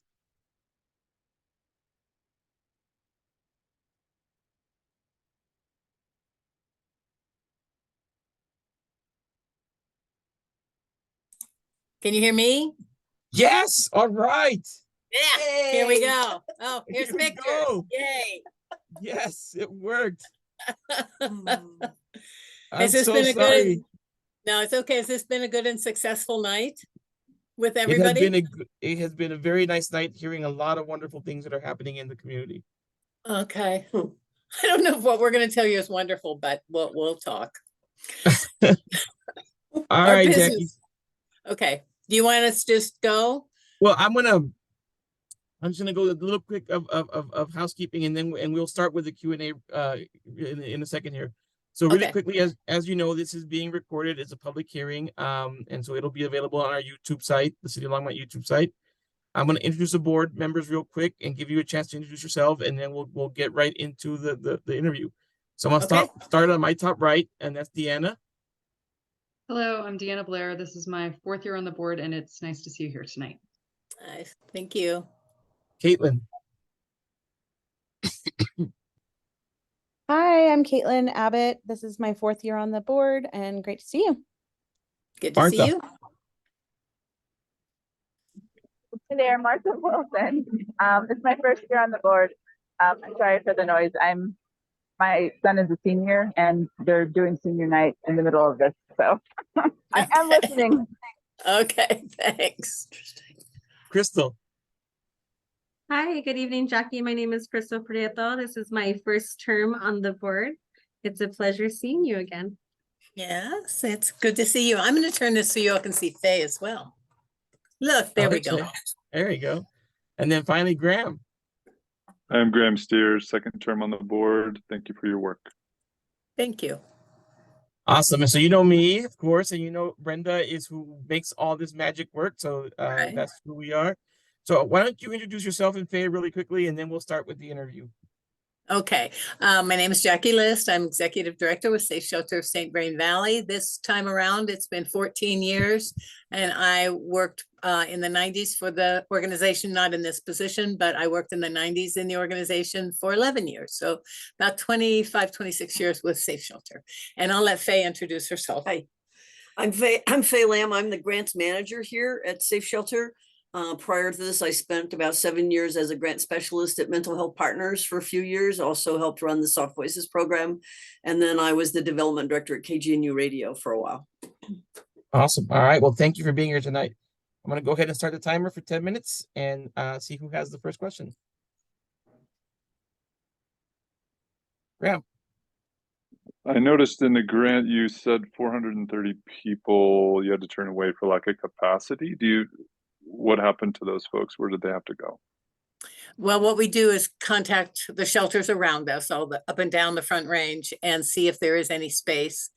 And if not, then we have taken to putting people up in motels, which is very, very expensive considering the numbers we deal with. We've spent almost $90,000 in the past year on hotels for people. Wow. But they got to get safe. So for sure. Okay, thank you. You're welcome. Deanna. So I had a sort of related question about clients being served. So I noticed in your application, you had 4,052 clients from Longmont. I'm just curious if that number is people that are accessing shelter, or is that everybody who maybe does a contact for accessing the hotline? You want to do that one? For me? It's both. It's both, really. It's both. Most of them are hotline calls. Yeah. Okay. I was thinking 4,000 people staying at a shelter seems like a lot. So that's why I was trying to We could sort that use out. one that big, but we don't have Yes. one that big. So Yeah. Well, thank you. You're welcome. Crystal. So Aliberto, I don't know if this impacts me and we'll have to talk offline, but Jackie, I was an intern of yours a really long time ago with Workforce Boulder County. And I remember. I had the pleasure to work beside you folks and get all the awesome training and learn about your program. And yeah, I'm currently with EFA, and shelter is a struggle. We're turning away a lot of families as well. And so that is definitely a need in the community. So I can see how you can't meet that on your own. Right? I guess my question for you is what's new? What's going on at this safe shelter? That what are you folks doing, or any trends that you're seeing that you're being responsive to, or what's up and coming? What's new? What should we know about? Well, the thing that is the busiest part of what we do is our legal department right now. And you know, this is not good news coming, but I'm going to tell you, and it's in the grant. There have been more incidents. I've been doing this for 35 years, in this town for 25 or so. I've never seen as many incidents. I can remember times when we would have 300 incidents in a year and everybody would be like, oh, that's so many. I calculated, Ashley Reese from Levi sent me some numbers last week, and as of the 11th of October, 769 reports were called in and acted upon. And so our legal team, I don't think we've ever worked this closely with the police in all time, but our legal team does the weekly dark meeting, and those are mentioned, that's mentioned in the grant. So at that meeting, we and child protection, adult protection, everybody in the county, just about who would be working with victims is there. They go over every report from the week before, and then our legal advocates try to contact all of those people. So we have them doing that. And when they contact them, they basically review their rights with them, victim right amendment information. They offer shelter if we have shelter, offer any kind of services, and mainly ask the person what they need. And then we try to get that accomplished for them. And again, those people sometimes need shelter. And then if we have space, we do. And if we don't, it's motel staying. So there are the dark calls. We also are involved in the legal assessment protocol that the DA is putting in. And so every time an officer goes to an incident and does the assessment, and the assessment reads high lethality, they ask the victim if if they would like to talk with us, and then we get a call 24/7, we get calls and the same kind of thing. What do you need? These are your rights. How can we be of help to you? And that was in the last year, we're estimating about 180. So it's a lot of people to contact, a lot of people to do, to serve, and also our legal advocates, and everybody else works real hard too, but they right now are the trend that I see the strongest in the agency. They also have done, they train victim advocates all around the county on safety planning, protection orders. They have done the majority of training of law enforcement on the LAP program. So that's something we're really proud of. You know, the shelters hopping, summertime is really the most active time at the shelter, because it's a time when people can leave. Weather's decent, kids aren't in school, so victims can get out. So we've had an incredibly busy summer, as have all the sister organizations around us. And it's slowing down a little bit now, but that staff also works really hard. And then when people are in motels, we're also serving them. We don't just pop them in a motel and say, have a nice evening. You know, we're also working with them as if they were in the shelter until we can find a place for them to be safe. And a big question for you, and trying to give me your shortest answer here. What do you expect the increase is a result of?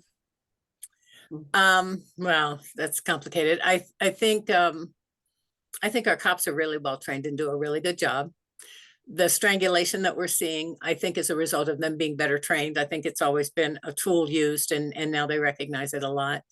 And quite frankly, I think there's permission to be violent in our nation right now. And so if people have those tendencies, they feel entitled because they're getting a message that that's the way you handle problems. So it's not a great time to be doing the work we're doing, and it is the best time to be doing the work that we're doing. Thank you. So, you're welcome. So Jackie, you know, I know that, you know, once they're sheltered, a big part of your job is trying to find them to the next place where they'll be safe. But I also know that our housing situation in Longmont, and not just Longmont, throughout the Front Range is challenging. Right. Tell us a little bit about the work of moving folks on from the shelter to housing and the challenges you're experiencing, and just kind of what you're seeing there. Well, you all know there's no place to live unless you're making a really healthy salary. And most of our folks are not. Most of them have an income somewhere between $5,000 and $15,000 a year without their abusers. So it is quite a challenge. We work with all the programs we can. We work with HSP, Housing Stabilization with the county. We have an MOU with the In-Between, and they have 2 units set aside for us. Continuum of care. David is everywhere where there is any possibility of hooking folks up with housing. And we've also extended our stay. If you've been around a while and read our grants a while, it was 6 weeks, forever and a day. And what we came to understand, I don't know, about a year ago, is that is not enough time. Back in the day, maybe. A lot of people could get accomplished what they needed to in 6 weeks, but now it's not. So we've extended it to 12. And while that means, you know, having to put more people in hotels and having to say no to shelter to more people, what it means is that 87% of our clients now get into housing from the shelter. Oh, wow. They're not shelter hopping anymore. And that was really important to us. That's a great outcome. Mm-hmm. Okay. Any other questions for Jackie? All right. So Jackie, I'm going to stop this timer and give you your 5 minutes.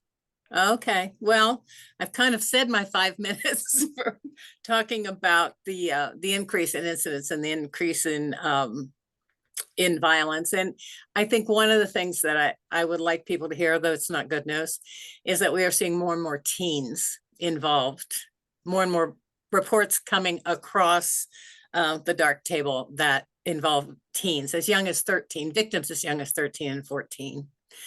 And that strangulation issue is very common among those kids. So it's very scary.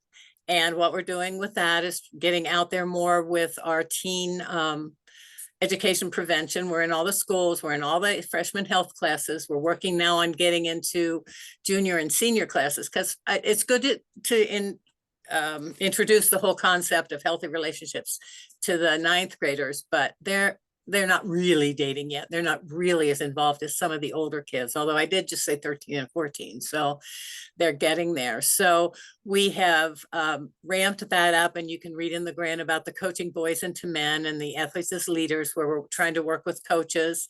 I want to clarify that one for people, because we have had, when people first hear about that, they make an assumption that we think athletes are more violent, and that's absolutely the opposite of what that program is about.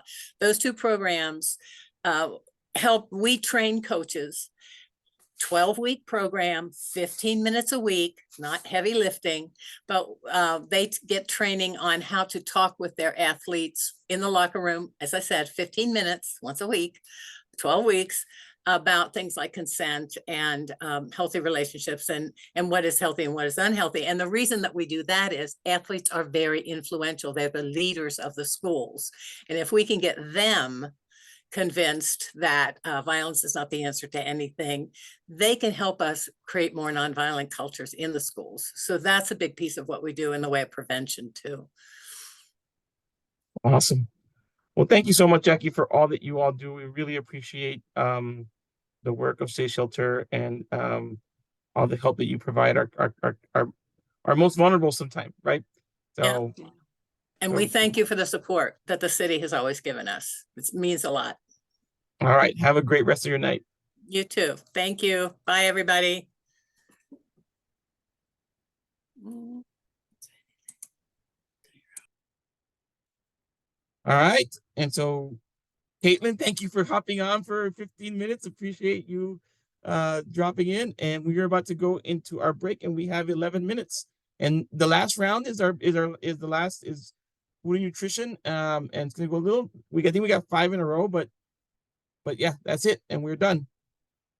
And then we have Bruce coming back. Oh, and Bruce, right? Bruce is coming out, which is great. It's great that we got a hold of him. So, all right, see you all at about 7:45. So, whenever we're ready, we can let her in.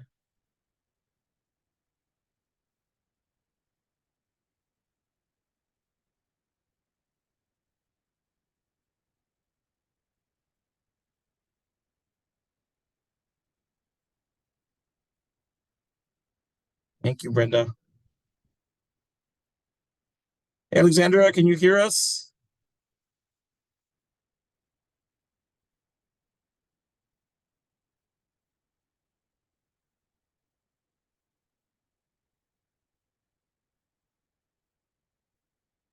Here I am. Here I go.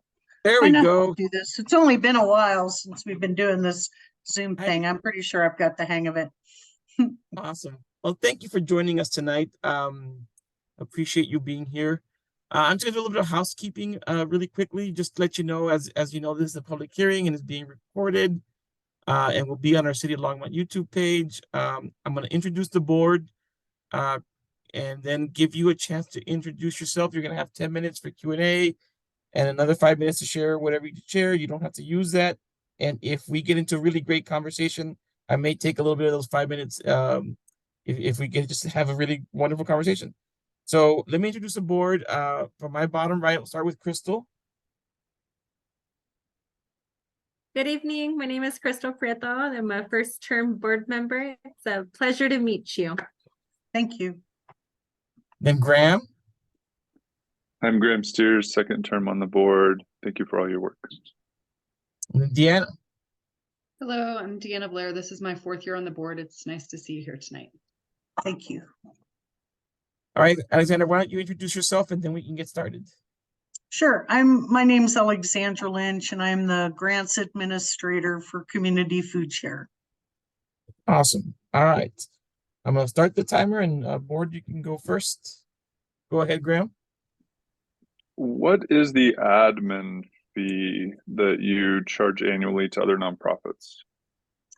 It is currently, they've switched to a system of assessing the amount of food an organization gets from us. So obviously smaller organizations that are only getting 10 or 15,000 pounds of food pay much less than somebody like the Our Center, who's getting close to 1 million pounds of food a year. But the maximum fee there is $100 a year. Oh, okay. That's pretty minimal. Okay. Thanks for adding evening hours. That's really important. I think it's great that y'all are doing that. Yep. And I thought it's cool that y'all are doing some text message surveys. Is that increased participation? Do you get rich feedback and content with that? We definitely get very good feedback, and the part of what makes it so valuable is there's a real immediacy to it. So our research analyst is pushing out surveys to people via text within 2 weeks of their last interaction with our programs to really get sort of an immediate kind of feedback. And it's really that kind of feedback from participants that drove the change to add the evening hours. I think it was really significant and not surprising that nearly 60% of our families coming to the food pantry have at least one person in the house that's working. And, you know, getting there by 3 o'clock was just not convenient for those people. Sure. Thank you. Go ahead, Crystal. Hi.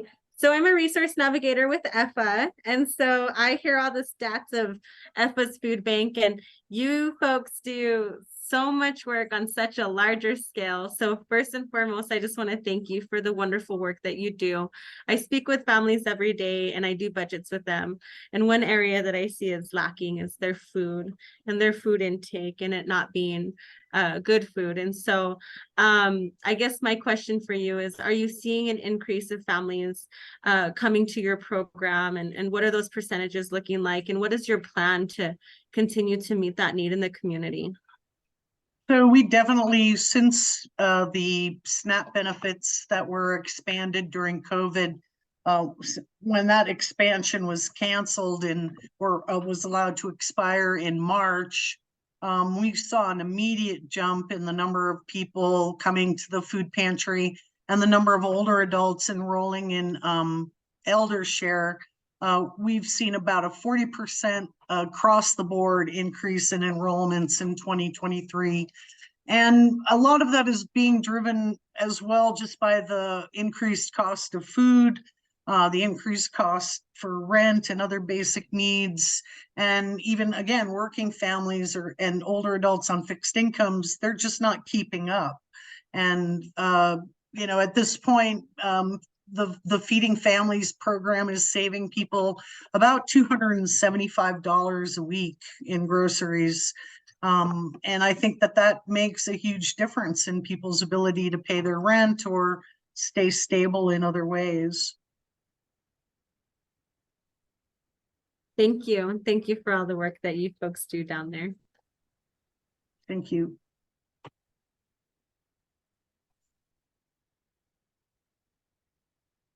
Any other questions for Alexandra? It's just such a wonderful organization. I can't toot that horn enough. I know so many families who utilized your program during COVID and all throughout. And so again, thank you guys so much for all that you do and the healthy food that you provide. And I know myself that I was able to get some plants one year to garden. And so you guys even do extra supports and nutrition. And actually, speaking about nutrition, are you folks doing any add-on programs on top of the food bank that you're providing to the community right now? Well, the real focus for Community Food Share moving forward is food equity. So not just enough food, but that it should be high quality food, that it should be, you know, highly nutritious, but also we live in this incredible, you know, food mecca with all these farms and organic produce all around us. So really investing in getting more locally grown produce, We have our own farm at this point in unincorporated Boulder County. We grew about 25,000 pounds of organic produce, and all of the crops that we grew this year were based on participant feedback around, we want more herbs, we want more tomatoes, we want more peppers. And again, putting more money, like we're putting more money into purchasing food than ever before, because again, we don't want people to just be dependent upon the food that we can rescue. We want to be able to really purchase food that's, again, always high quality produce, fresh produce, more foods that sort of reflect more diversity, more different cultures and countries of origin. So we've really invested a lot of money in making sure that people are getting a high quality experience, high nutrition, and really pushing out the idea of everybody has a right to the same sort of high quality food that many of us take for granted here. Another piece of that is our SNAP enrollment program. So we have funding from Feeding Colorado and the state of Colorado and that in the last couple of years has really allowed us to build out a very substantive SNAP enrollment assistance program. Boulder County and Longmont has some of the lowest participation rates amongst eligible populations, especially older adults in Colorado. Only about 40% of eligible older adults are getting their SNAP benefits. So Community Food Share is really drilling into that piece of the puzzle too, because that allows people the dignity of just going to shop, and then also is a proven enhancement around stability and being able to meet all your other basic needs. I just want to say, go ahead. I was gonna say the farm that you folks have, is that maintained by the volunteers or? Actually, we have a very, at least for the last couple of years, we've had a donor who has stepped up and paid for us to have a full-time 12-month-a-year farmer on staff. So I know we're being able to continue that this year into next year. The land is donated. It's off of J Road out by the Boulder Reservoir. Part of the Anderson farm. And, you know, we're also looking long-term to invest in other opportunities to grow that into a more of a substantive thing, but still, you know, 25,000 pounds of food is not nothing. Well, I just want to compliment Community Food Share. I mean, I know diversity and inclusion on the board has been a big, you know, goal of yours, and I see that you have improved. So I wanted to compliment you on that work as well. So, are there any other questions for Alexandra, or do we give her time? All right, we're gonna give you your 5 minutes, and you don't have to use them all. But if anything else you want to share, Alexandra? No, you know, I'm so grateful to, and I assume that all you folks are residents. I was going to say just residents, but you know, people in the community who serve like this. I live in Lafayette, and I've done similar things here in Lafayette, and I just so appreciate the sort of grassroots, the way this reflects real community values when you get people like you involved in this process. So kudos to Longmont for doing this. And I will just bang the drum that they pay me to bang here. You folks cut our funding by $6,500 for this year, which is absolutely inexplicable given the increase in the numbers that we're seeing. If we are fully funded at $60,000, you folks are paying 5% of what our services cost in the city of Longmont, which I think is an incredible bargain for the taxpayers of Longmont. And so, yeah, I'm just sort of, you know, putting it out there that we really need the support and are super grateful for the support. There's so much going on with us in Longmont. We're rolling out a program, and actually it's pretty cool because it's got this underlying research attached to it to study the impact that making deliveries to our Elder Share participants has versus people who have to come to one of our mobile food pantries to pick up their elder share deliveries. We got a grant from a very prestigious a research piece around the food thing. It's called the Gretchen Swanson Nutrition Center. And so we're going to do this year-long study to examine just the different outcomes that older adults who either get their food delivered right to their house or people who have to come to one of the mobile food pantries, what their different experiences are. And that's really only possible because Longmont is our #1 elder share customer. We have almost 500 older adult households participating in elder share right now. And honestly, it's a part of our business that's I think should grow. I think there's a big population of unserved or underserved older adults in Longmont, particularly Latinx older adults who may not feel comfortable connecting with resources and may not know they qualify for things. So that's definitely a big part of the outreach and the engagement work that Community Food Share is doing in Longmont. And so, yeah, that's all I can do is say we're doing amazing work in Longmont. And we love Longmont and love us back. Thank you, Alexander. Thank you for your time. Thank you for all that you all do at Community Food Share. Really appreciate that work that is done.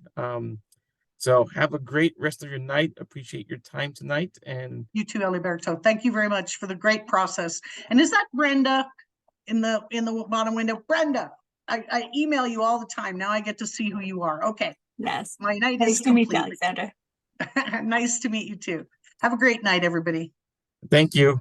Bye. All right. And our next group is already in the waiting room and we are doing great on time. Let's let Growing Gardens in. Do you know Carolina? I never heard of her. Yeah, I think she is with them. I think I met her at the site visits. I'm pretty sure.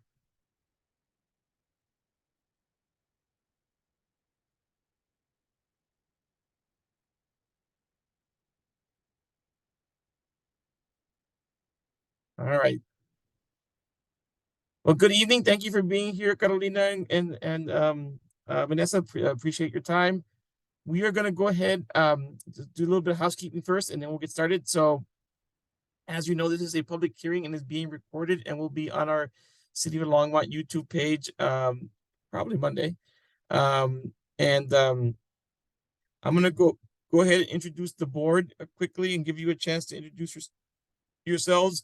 Then you will have 10 minutes of Q&A. We don't have to use all the time, and 5 minutes for you to share whatever you want to share. And again, you don't have to use all that time, but you'll have it unless we go over with the Q&A, and then I might take a minute or two from that if we have a great conversation.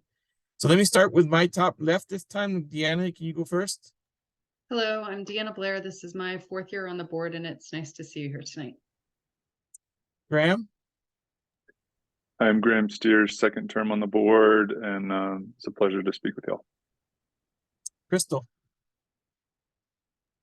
Good evening. My name is Crystal Prieto. This is my 1st term on the board. It's a pleasure to meet you.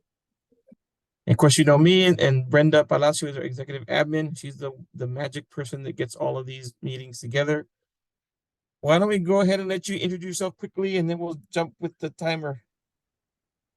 Great. I can start. I'm Vanessa Keeley. I'm the executive director for Growing Gardens, and I've been with this organization for 21 years now. It's nice to see you all.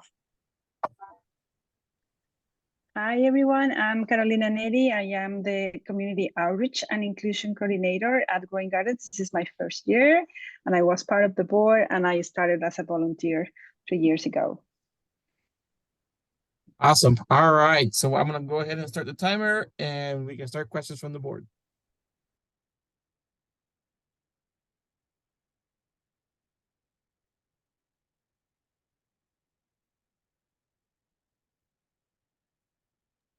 Deanna and then Crystal. Hi, I was wondering if you could just talk a little bit about what you think the biggest challenge you have facing your organization right now. A couple come to mind. I think this past year, we've really seen that climate change and unpredictability of weather is a huge one for farming. We now say, like, with hail storms, it's not a question of if, it's a question of when during the growing season. So we're doing a lot to support more infrastructure in the fields to protect the crops. But that's something that's going to take time and funding to try and get that. It's a lot of staff time trying to respond to those kind of in the moment crises that are not part of your normal work plan with farming. Thank you. Sorry, Crystal.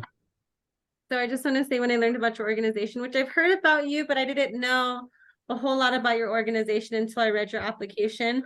And I think it's just so powerful and impactful, the work that you're doing, especially in the nutritional aspect of it. You know, lower income families definitely don't have access to nutrition, knowledge about food and gardening and stuff like that. So I really commend everything that you folks are doing. My question is talk a little bit, can you please talk about the folks that you're really trying to reach and what avenues you're going to reach out to those populations? I see that you're working with YMCA of Boulder Valley and other organizations as well. Do you work with the school district, or do you get referrals from the courts? How does that go? We have a lot of different partners, and I can talk about a handful of them, and then maybe Caro, you can jump in and talk about the partners that you work with.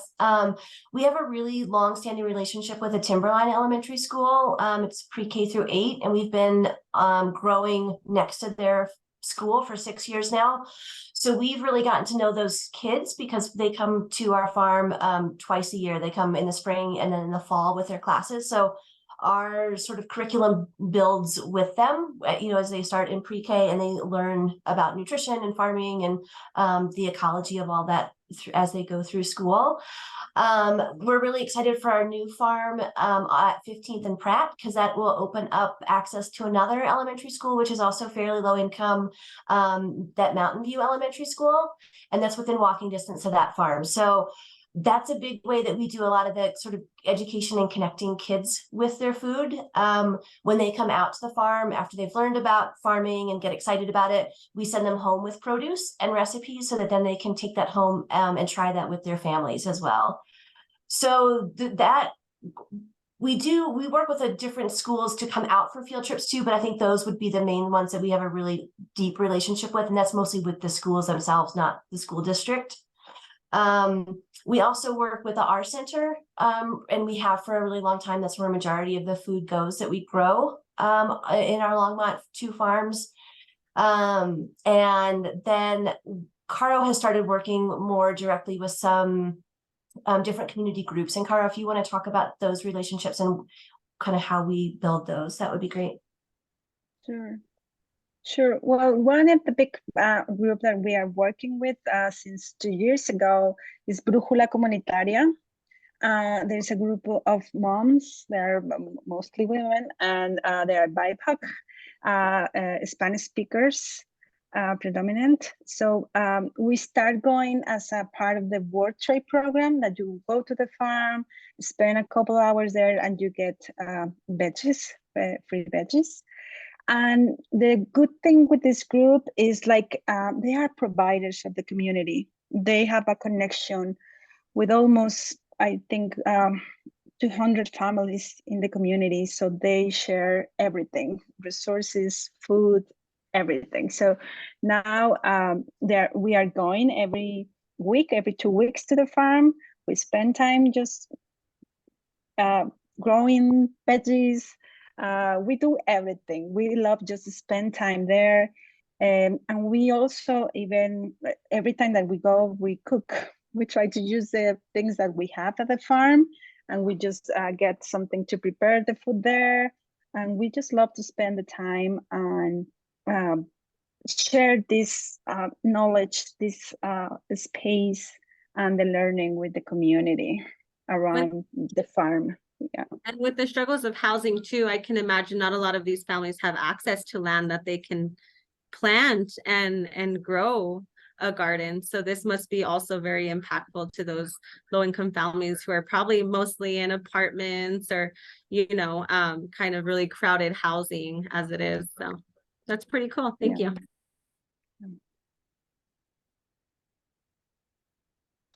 Any other questions for Vanessa or Carolina?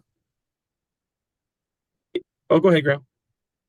Yeah, had some curiosities around your outcome measurement of 50% of participants surveyed will eat more fresh produce, and 50% will increase their understanding. How has that been trending over the years, or have you been tracking that number for a while to just try to contextualize 50%? We have, and it sort of, there's a lot of different ways that we intersect with the community. So we have different surveys that we do for different groups of people. One of the big things that we do is a seed and seedling donation program. And so we're sending produce to people, or plant starts home with people, and trying to help them get even a little bit of growing space.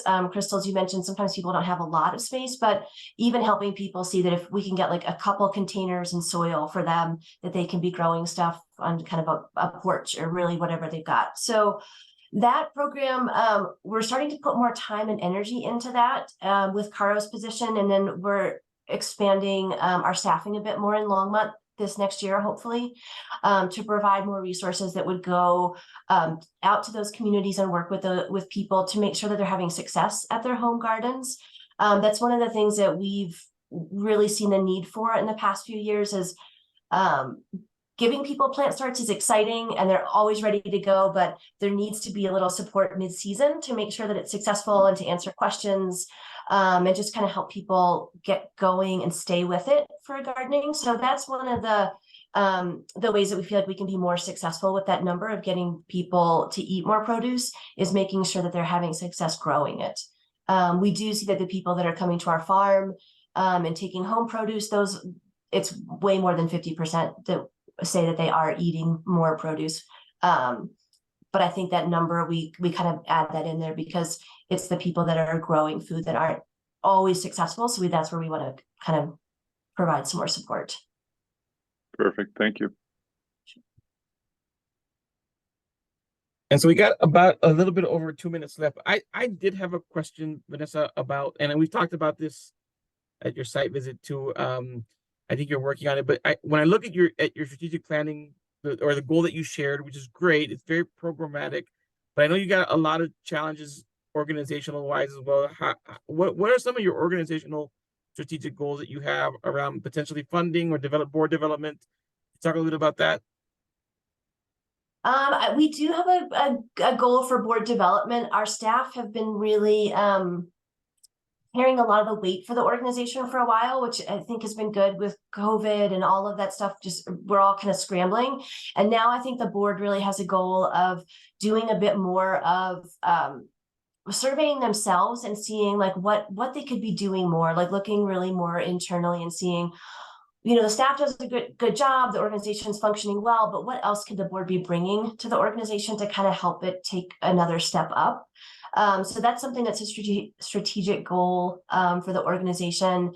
And then we're also working on just staff retention is something that we're looking at as an organization.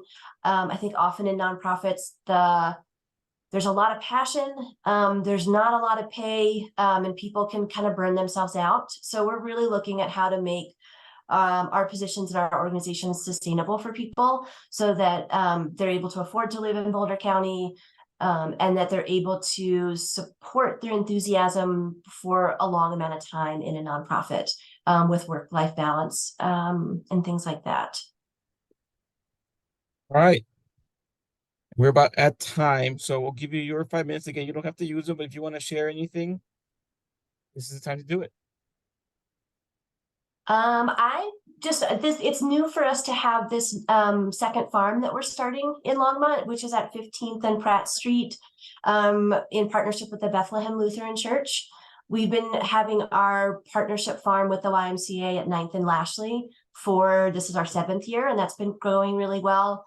The YMCA is a partner to us in that they help provide financial support for our farmer on the Y property, and also some supplies, seeds, and compost and stuff for the farm. the church isn't really in a position where they're going to be able to contribute financially. Their contribution will be water and land and then electricity. So we're really looking at sort of more expenses with this new farm that are going to be on our organization. So looking for more funding. But the good news is we have funding from the USDA and from the Broncos Metro grant from the city of Longmont to do a lot of the infrastructure that we need to get this farm up and running, which is great. So we have about a $45,000 budget to get the infrastructure in place, build out the new irrigation, get the compost in, get the soil ready, fence it off to keep the dogs out. We're going to have a walk-in cooler, which is exciting for food storage at that spot, and then shade and wash station and stuff like that. So we're really excited because the funding just sort of came together for that, which feels great. Great. Thank you very much. So if nothing else, have a great night. We appreciate the work that you all do here in Longmont.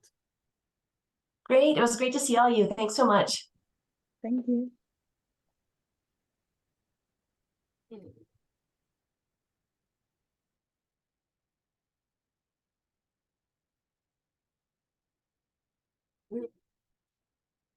All right, so we can let Project Angel Heart in early since they're here.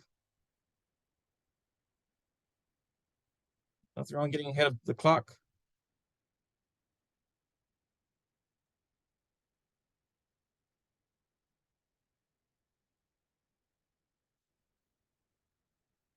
Hello, Nick. How do I say that your name? Nick. Okay. Nick, that's correct. Are we expecting anyone else from Project Angel Heart or just you?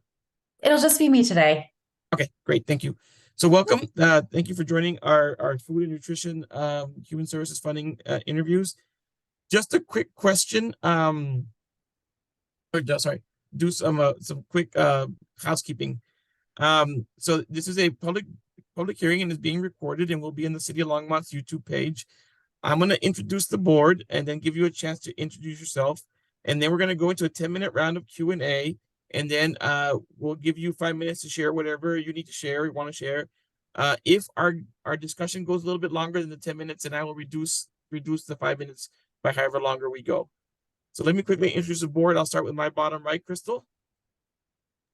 Hi, good evening. My name is Crystal Prieto. I'm a first-term board member. It's a pleasure to see you. Graham. I'm Graham Steers, second term on the board, and thank you for the work you do. Deanna. Hello, I'm Deanna Blair. This is my 4th year on the board, and I'm happy to see you here tonight. All right, I'll let you introduce yourself, Nick, and then we'll start the interview. Wonderful. Thank you. It's so nice to meet you all. My name is Nick Susi. I am Project Angel Heart's Government Affairs Coordinator. I've been with the organization since, January of 2020. Started in our client services department and have kind of bounced around a few different roles since then. But thank you all for taking the time with me tonight. All right, thank you. All right, why don't we start with questions?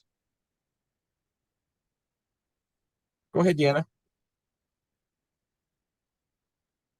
So I just had a question about, in terms of delivering meals, if you coordinate anything with like Meals on Wheels, obviously delivers with meals as well. I think you have different target client base, of course, but I'm wondering if you have developed a relationship with them to refer clients back and forth. Yes, we have. That's exactly what happens. So a lot of the time when we move into a new area geographically, we'll make connections with the Meals on Wheels folks right away, let them know that we're available. And typically how we see that kind of pan out is if they have clients who have really specific dietary needs, they'll send them to us. And then if we have clients who we maybe can't serve because they don't have a specific diagnosis, or maybe, we've had cases where we have clients who maybe had a cancer diagnosis and are in remission, so no longer need the medically tailored nutrition, but may still be food insecure, or just need that companionship. So then we would kind of cross-refer them back to Meals on Wheels.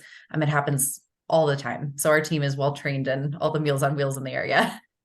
Okay, great. Thank you. Of course.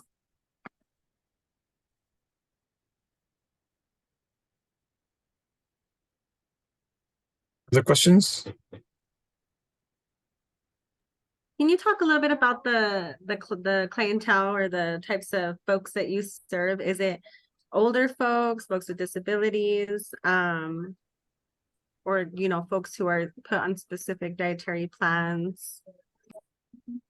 So the only requirement for clients to be part of Project Angel Heart's program is that they are living with a severe illness. Some of the more common diagnoses that we serve are cancer, heart failure, kidney disease, HIV, COPD, high-risk pregnancy, traumatic brain injuries, dementia, things like that. That said, we have over 900 different diagnoses that qualify somebody for service. So we're constantly evaluating. If we get an application with a disease we hadn't heard about before, we'll do our research and see if it's a good fit for our program. Other than that, we don't restrict our program by age, income, insurance status, really any other qualifier. It really comes down to the diagnosis. So as a result, right now, our youngest client is 3 years old and our oldest client is 106. So we serve kind of a wide range of folks. I would say the majority of them, about 80% of our clients are living at or below 200% of the federal poverty level, which is about $26,000 a year for one person. So it's not, most of our clients are, would tend to fall in the food insecure kind of bracket, but it's certainly not a requirement. And is it just lunch, or what meals do you serve throughout the day? So our clients would receive a weekly delivery, and they would receive either 7 or 14 frozen meals. And the reason we do it this way versus delivering a daily hot lunch is we really want to provide our clients the flexibility and independence and autonomy to kind of make the decision of what they want to eat and when. So it's kind of a neat aspect of our program that we're not just showing up at noon and saying, all right, it's time for spaghetti. You've got an hour to eat. They can actually go to the fridge and say, oh, I wonder, am I in the mood for chili or chicken? Or maybe I want a fruit, berry bowl this morning for breakfast. So we kind of give them that independence. So our clients receive either 1 or 2 meal bags. The meal bags are all hand decorated by volunteers, which is really special. We're delivering 2,000 bags a week, but they're all, covered in really cute drawings and pictures. And they'll receive the 7 frozen meal trays in each bag. 7 are really designated for more of a lunch or dinner entree. And then the other 7 are more for breakfast, which is especially helpful for our clients who have morning medication that they need to take, but might not have the energy or the ability to cook breakfast for themselves. So that's a new aspect of our program in the past year, which we're really excited about, is doing that breakfast. In addition to the meals in those bags, they'll also receive a few side items. So a few servings of fruit, dairy, bread.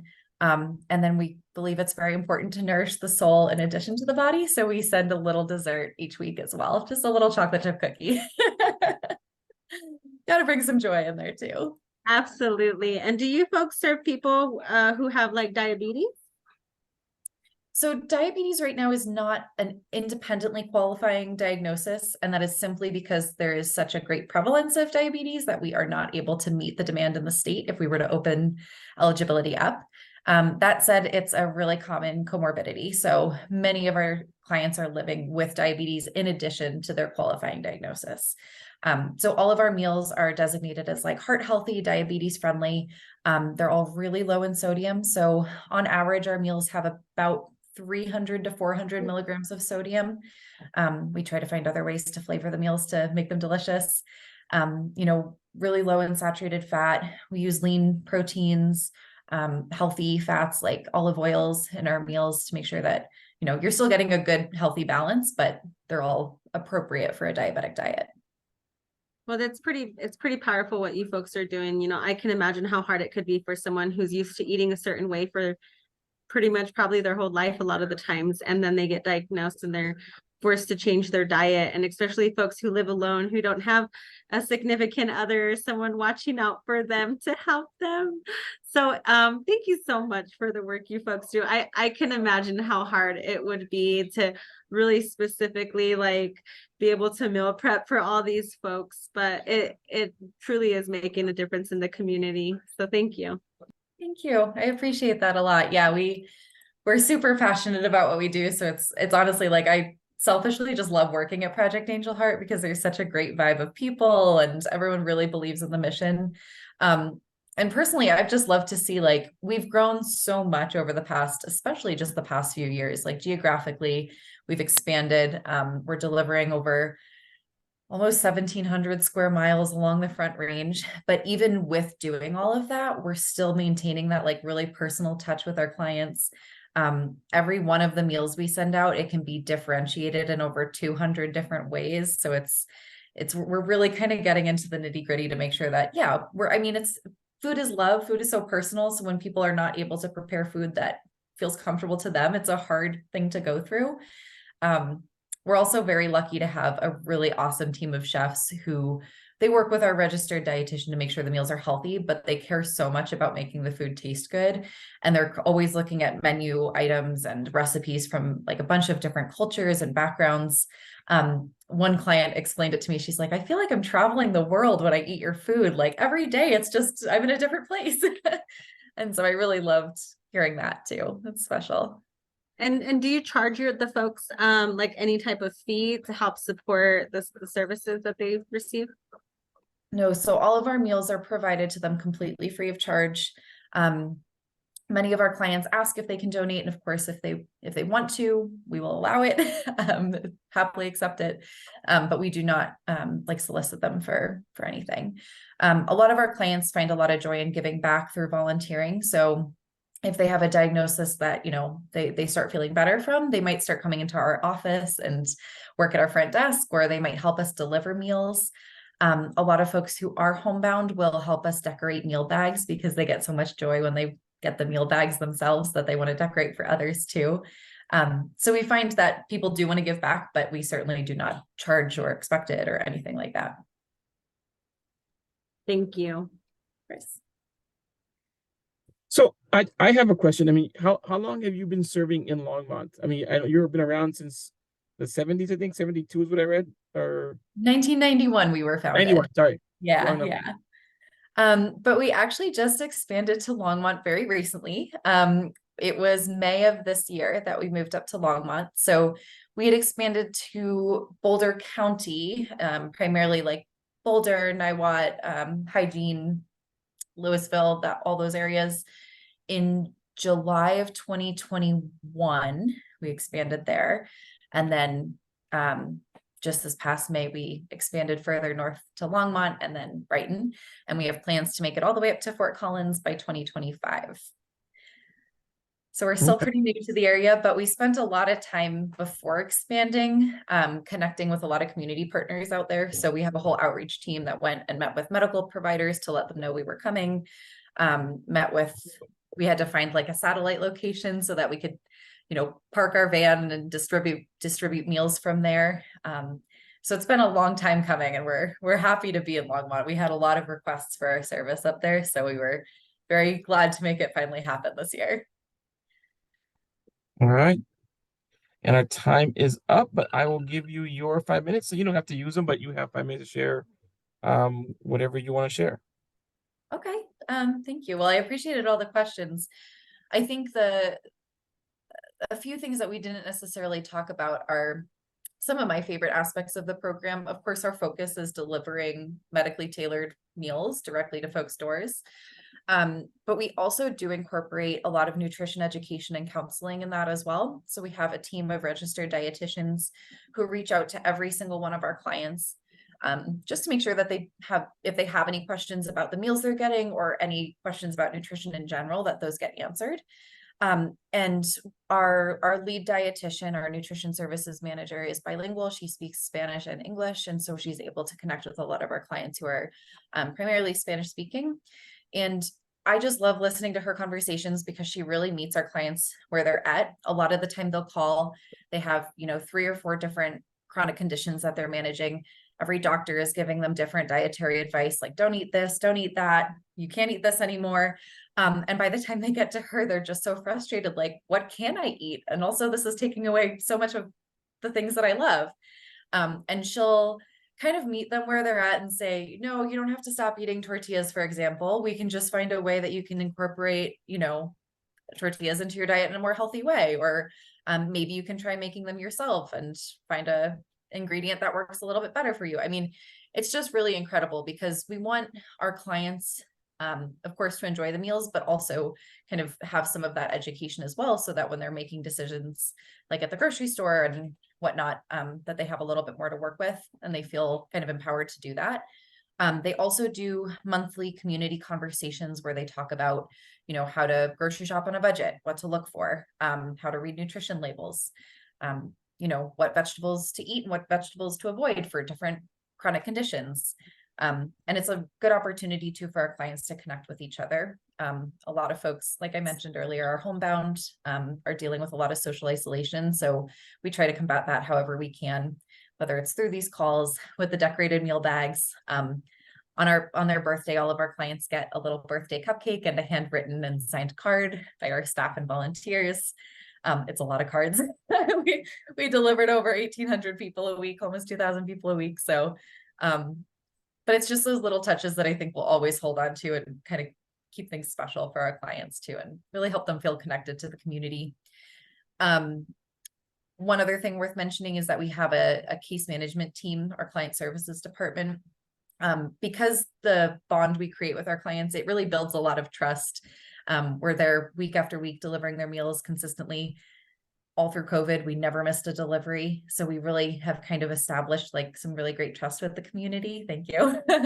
And so we like to leverage those relationships with our clients. A lot of them will come to us and say, you know, I'm afraid I'm going to be missing a rent payment, or I can't afford my heating bill, or, you know, I need help finding daycare or a support group or additional food resources. So we have a whole team of folks who are dedicated to making sure that our clients get connected to the resources they need.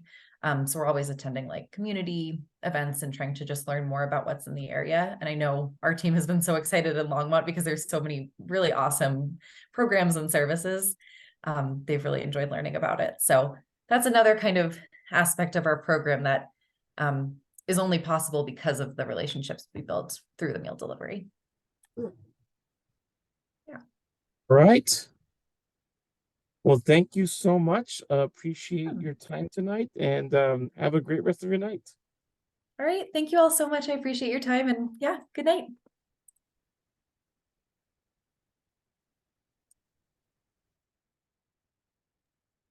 It's a pretty amazing program. Yeah. So it's interesting. I've never had this happen twice in one night.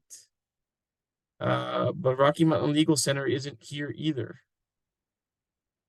That's weird. It has I don't think I mean I've had it happen once. Did he confirm? Did Mike confirm?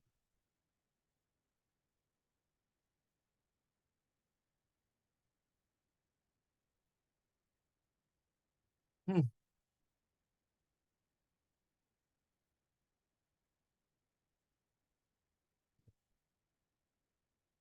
That's just weird. I told you it's something in the air. Yeah, because I've never happened. It's happened once, but it's never happened twice. We With were just two. talking about it. It feels like someone turned up like the busy notch a little bit. There's something going on. I'm suspicious.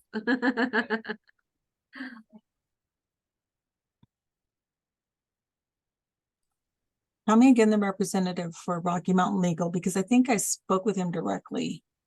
Oh, you actually talked to him? It's there's the application up here. I think it's Michael Anderson.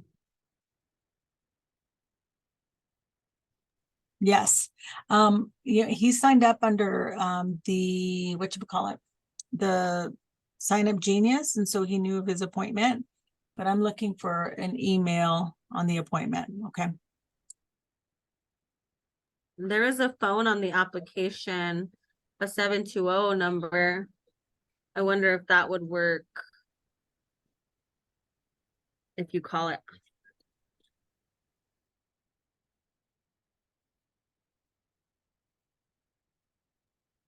Maybe they're tired. I'm tired.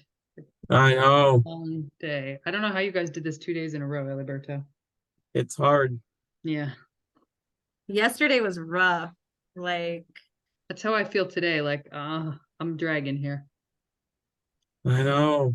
It's frustrating when someone doesn't show up, right? I feel bad for them too. I mean, it's so much money at stake for all of these organizations. But yeah, frustrating too.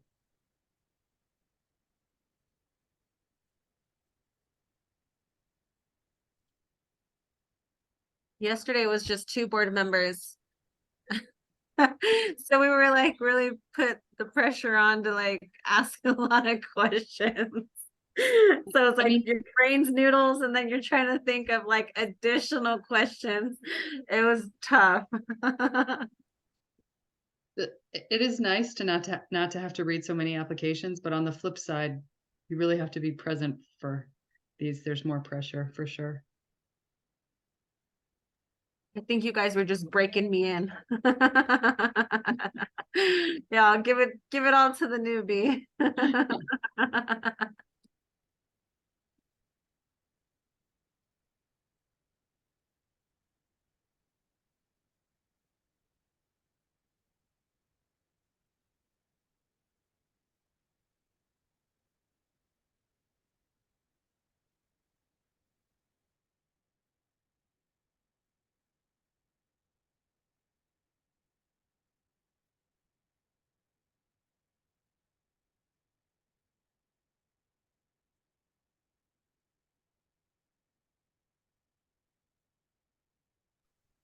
I can't say I'm really enjoying the interviews and learning so much more about the organizations. It really adds to your tool belt of resources at the end of the day. Super inspiring too, isn't it? Like, I just love learning about all the amazing things people are doing in our community to help other people. It's inspiring. I like it. It's rejuvenating. I didn't know Anderson Farms were they had donated land to community food share. That's pretty cool, you know, because I just went with my kids to the farm festival, and I was thinking like, oh, you know, like this is pretty steep, right? Like it's a pretty steep price to get in and to take the whole family. But when you look at like what they're doing in the community, then it kind of like justifies like, okay, well, I'm willing to pay this, right? Because you know what they're giving back to the community and how they're helping. So, you know, when you learn things like that, it really puts other things into perspective as well. And it's pretty beautiful.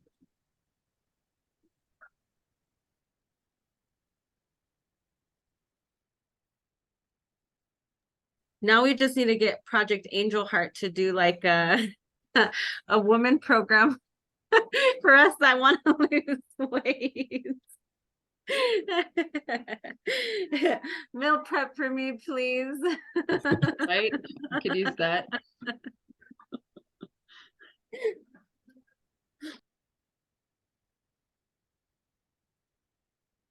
Did you leave a message, Brenda? I left a voicemail, so I'm searching my emails right now. Yeah, if it's on us, if we forgot, then we will find a time. If it's on them, so we'll just keep going. Like I said, we'll do the research. If it's a mistake on our part, because like I said, they're human, we're human. We will do what we have to do. I emailed them. You can email me. I'll be a part of that hearing. Yeah, we'll work to do with like you all. a quick 20-minute. Yeah, we'll check everything again, and it's something that we made a mistake. We'll email you all and find a time that works for everybody. You know. Did we talk about when we need our ratings all done? So I would love to have them no later than the 6th or the 7th, because we're meeting on Thursday the 9th.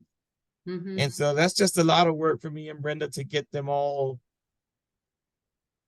you know, all together and make sure that we get it right. We want to do as many, you know, QA, quality control checks as possible, right? Just to make sure.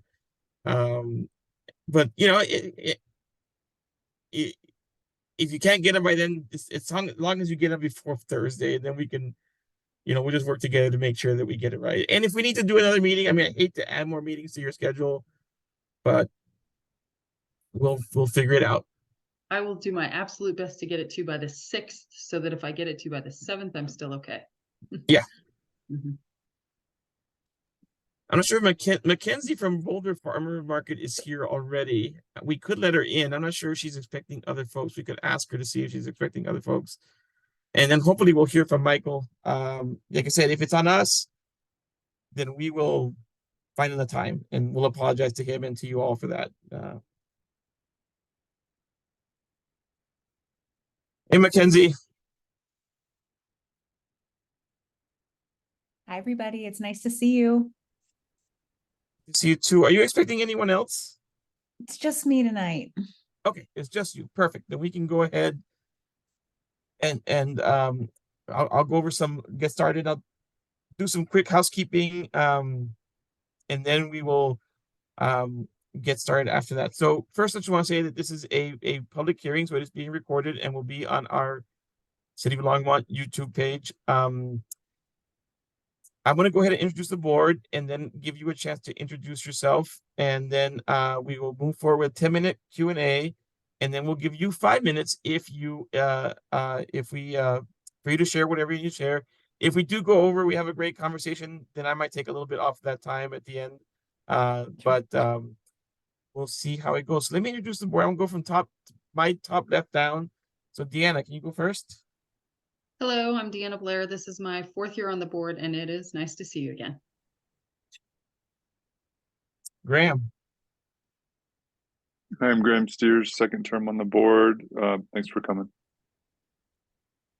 Crystal. Good evening. My name is Crystal Prieto. This is my 1st term on the board. It's a pleasure to meet you. All right, Mackenzie, why don't you go ahead and introduce yourself? Well, it's nice to see 2 of you returning and nice to meet you, Crystal. I'm Mackenzie Selke, and I'm the Executive Director of Boulder County Farmers Markets. This is my 2nd season here with BCFM. Oh, wait, you have 2 programs you're applying for tonight, though, right? I do. So tonight we're talking about our WIC program and our Farm to Early Child Care program. Okay, so you actually get 15 minutes for Q&A instead of just 10. I forgot you had 2 programs. Sure. So again, we don't have to use those 15 minutes, but we're going to give you 15 minutes. I forgot about that. All right, and I've started a timer, so we can start with questions.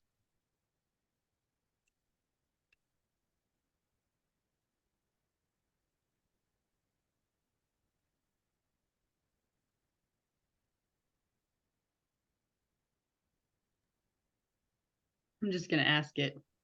Yeah. Go ahead. So, okay. So, with regard to the WIC program, and it's been a long night and a long day for me. So if I'm asking a stupid question, feel free to tell me it's a stupid question.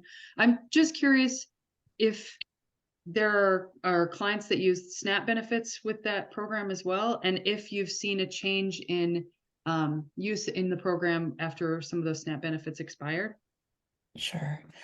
Thank you for bearing with me as the last presenter of the evening. I will try and keep things exciting, and that is not a stupid question. There is some overlap in WIC and SNAP participation nationally, but not as much as you would think. So I'll just start by saying that is true both nationally in Colorado. Some of the income guidelines are similar, some of them are very different. Some people find the WIC program more supportive and easy to use, although it is a supplemental program. So it's intended to be used in addition to other supports like SNAP. We don't collect any information on our WIC participants or our SNAP participants that would allow us to cross-reference those 2 programs because we're not a nutrition services agency. What we do collect is the last 6 digits of the WIC EB or the SNAP EBT card, which is an individual identifier not connected to Social Security number or anything like that. And we also confirm WIC participation using the eWIC verification system, but we don't necessarily know if folks are utilizing both programs at the market.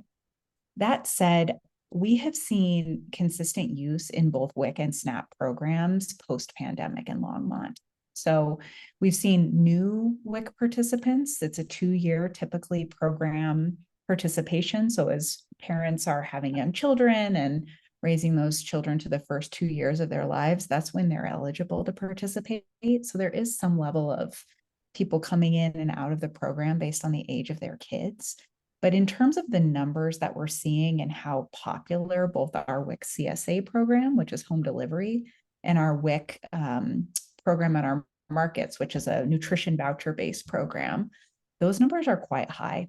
And we are seeing a lot of folks who spend regular time with us. So some who have only been once or twice, but several families who rely on the market on weekly or monthly basis, which tells me that they really are utilizing those supports to make ends meet and to address some of the high costs of groceries.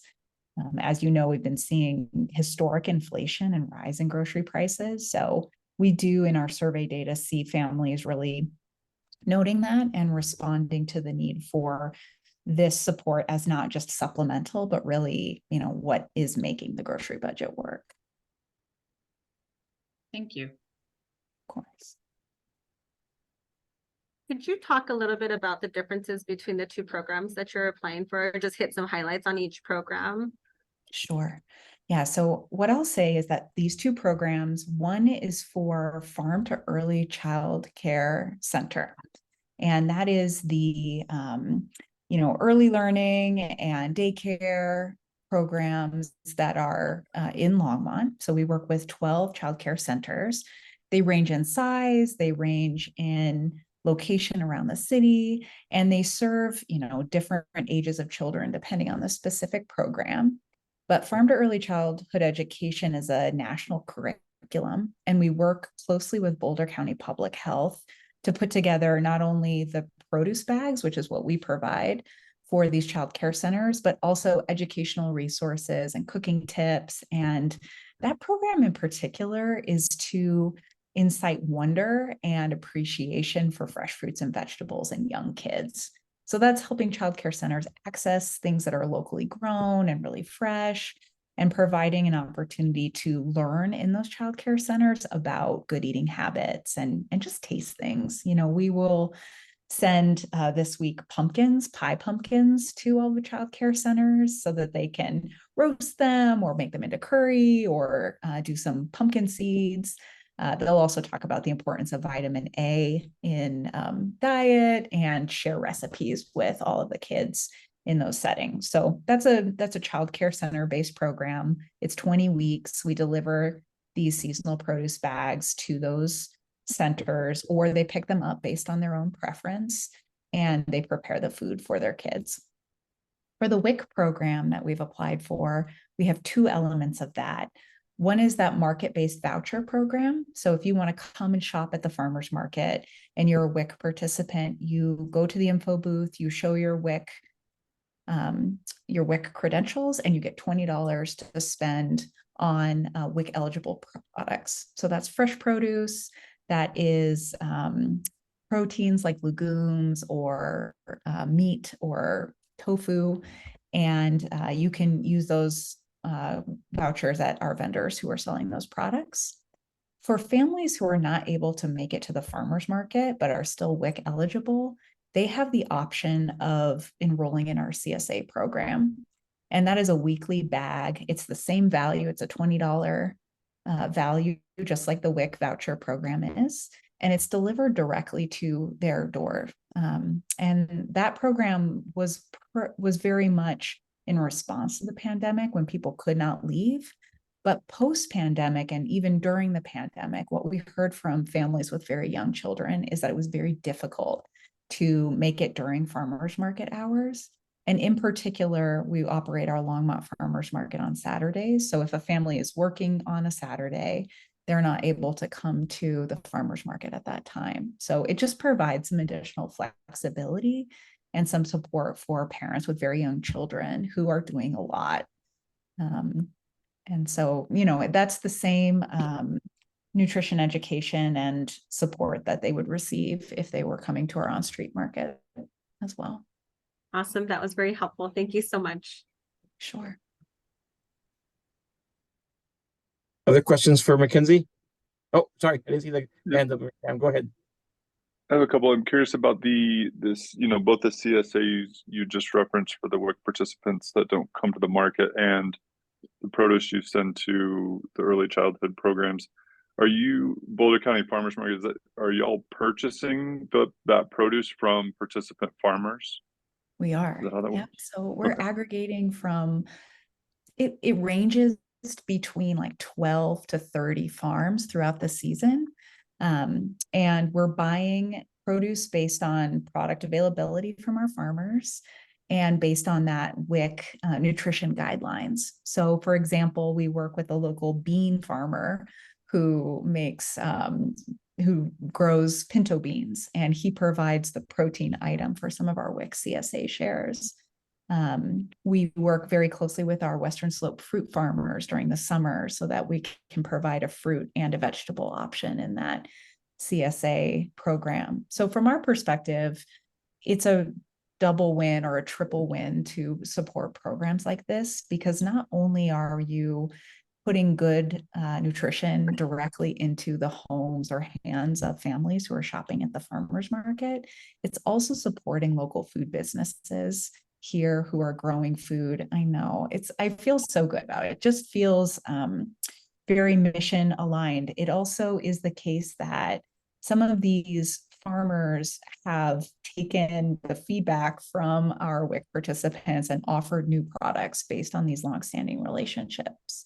So many of them are growing things that families are looking for. Many of them are new farmers. It's interesting to see how many of our young and beginning farmers serve these programs and really find it as a more, it's an easier barrier to entry to sell us wholesale produce than it is to find restaurant accounts, for example. So we really do support a variety of farmers in this way through this program. I think also it's worth mentioning that one of the things I think a lot about when I think about these programs is the anti-stigma work and the community civic space building of bringing all kinds of folks into a farmer's market or into a local food environment. You know, they can be intimidating, they can feel too expensive, and they can feel exclusive. And these two programs in particular have done a lot of work on a community engagement level.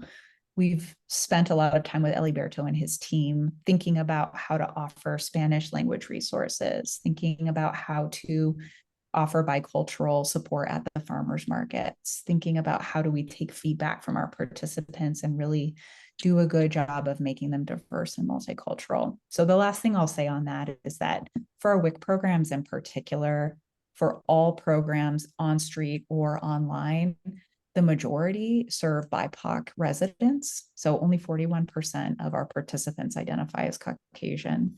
And for our WIC delivery programs, it's an even smaller percentage. So 62% of our participants identify as people of color.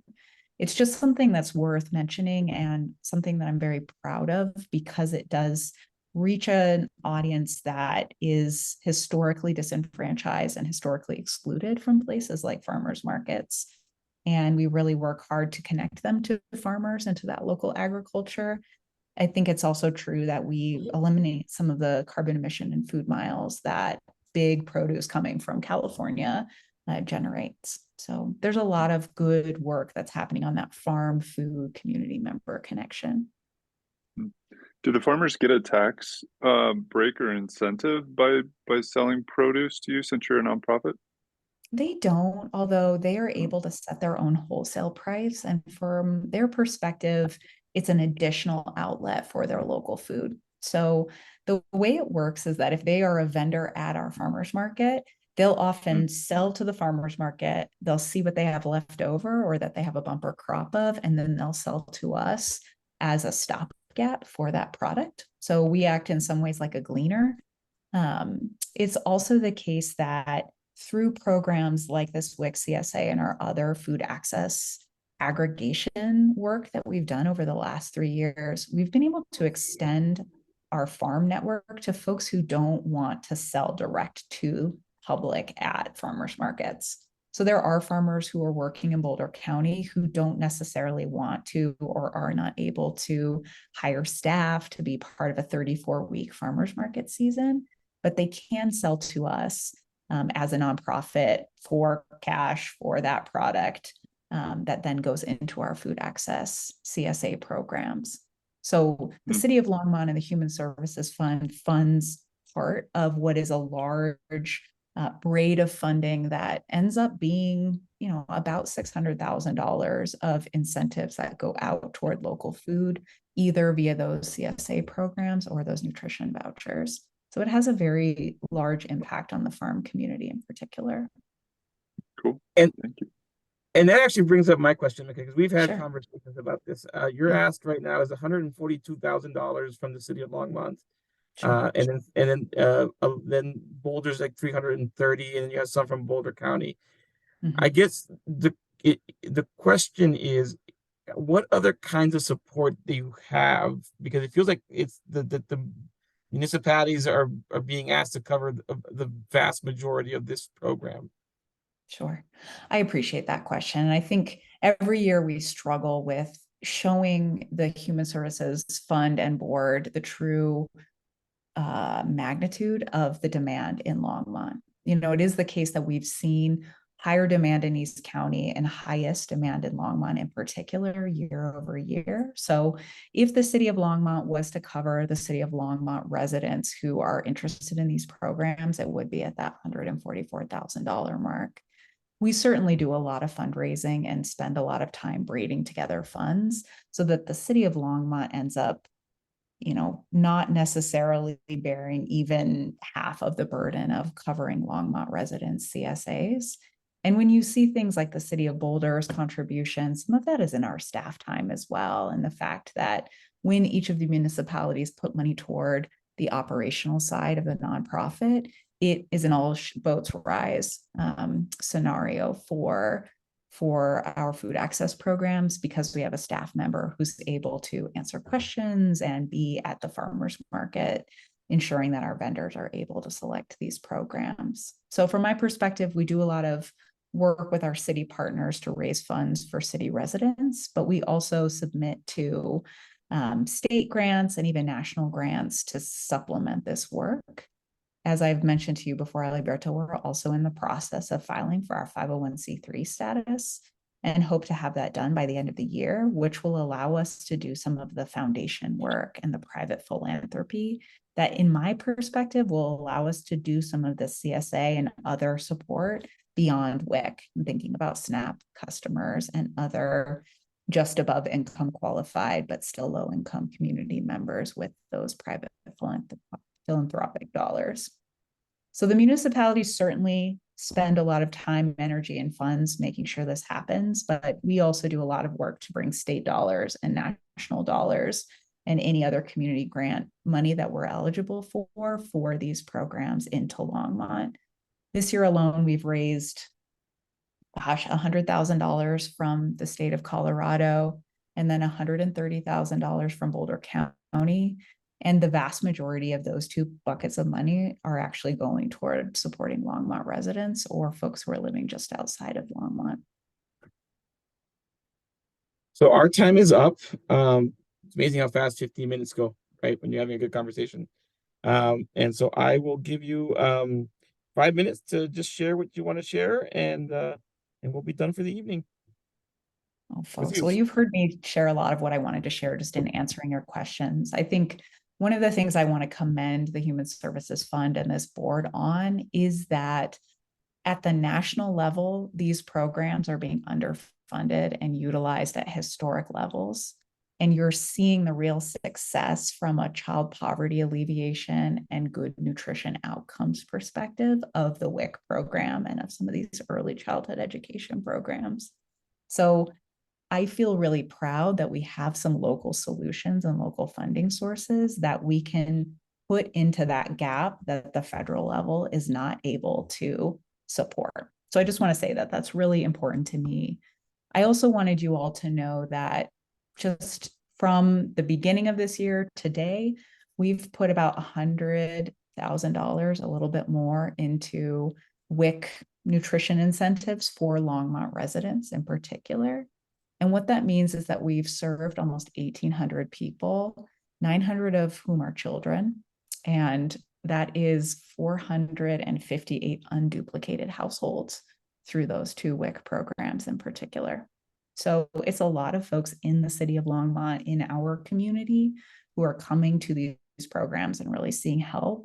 It's about, I don't know, 5,300 transactions so far, individual connections with people. In addition to the just volume of work, that means that we're touching people's lives and that we're serving the community. 95% of WIC participants report increased consumption of fresh fruits and vegetables. And 95% of these participants also report improved food security. So folks are not only getting more fresh fruit and vegetables and the things that we know contribute to reduction in dietary related diseases, cancer, diabetes, hypertension, but they're also feeling more secure about where their food is coming from. And we know that there are secondary trauma impacts of food insecurity, especially for kids. And so just maybe to wrap up my 5 minutes, I would say, because the city has taken a whole family approach and a justice approach, these programs that you're funding and considering right now here at the farmers market are right in that lane. They are providing both a security and a justice mechanism by allowing folks of all income in our community to select the high quality food that they deserve that's grown here in our community. All right. Thank you so much, Mackenzie, for your time. Thank you so much for the work staying on you all the do. line with me, you all. I really appreciate it. All right. Have a good night. You too. Take care. And so I do have an update from Rocky Mountain Legal Center. Brenda went back and we could not find an email where we sent him the invite, but I did talk to Mike. Actually, I've been emailing back and forth with him, and he says that's okay. He's going to withdraw the application. I said that we were willing to reschedule, but he said no, that is fine. He will try again next year. So, and he wanted me to let you all know that he'll continue to serve hundreds of Longmont residents with free legal services. So he respectfully withdrew. So just wanted to let you know. So he'll try again next year. All right. So our last one for the evening is Bruce from Bridge to Justice.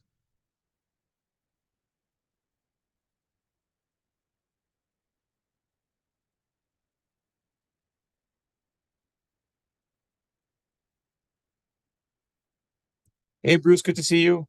Thank you for making it tonight. Good evening, everyone. I want to apologize for missing the scheduled meeting. I was in trial preparation and I lost track of time. Again, my apologies. Well, we're just happy that you were able to be here tonight. That's the important thing. So thank you for coming back. So just a real quick, I mean, you've done these before. Some housekeeping. As you know, this is a public hearing and is being recorded and will be on our City of Longmont YouTube page. I'm going to introduce the board and then introduce staff, and then I'll give you a chance to introduce yourself, and then we'll have a 10-minute Q&A and 5-minute time for you to share whatever you want to share. If we cut into that, we may cut into that 5 minutes if we have a really great conversation during the 10-minute Q&A. So you might have a little less, but we'll try and get done on time. So let me introduce staff, and this time I'll go bottom up. Crystal, you can go first this time. Good evening. My name is Crystal Prieto. I'm a first-term board member. It's a pleasure to meet you. Thank you, Graham. I'm Graham Steers, second-term board member. Nice to see you, Bruce. And then Deanna. Hello, Deanna Blair. This is my 4th year, and it's nice to see you again, Bruce. Hey, why don't you introduce yourself, Bruce, and then we can get started. Sure. My name is Bruce Weiner. I'm the founder and executive director of Bridge to Justice. We're a 501c3 nonprofit law firm based in Boulder. We provide free and reduced rate civil legal services to low and moderate income Coloradans. We specialize in 4 areas: family law, including pre and post decree divorce and child custody cases, eviction defense, public benefits, and most recently, gun violence prevention, legal training and advocacy. All right, thank you very much. And let's go ahead and start the timer. Questions for Bruce?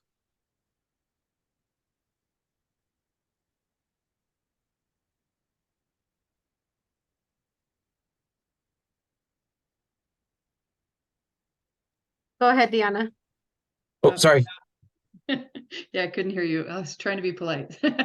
Okay, so Bruce, I just thought maybe you could talk a little bit about trends you're seeing in sort of the needs of your clients. And I guess in particular, I'm wondering if eviction has taken a real big hike lately, or given the sort of end of the moratorium and drying up of some of those funds to help people.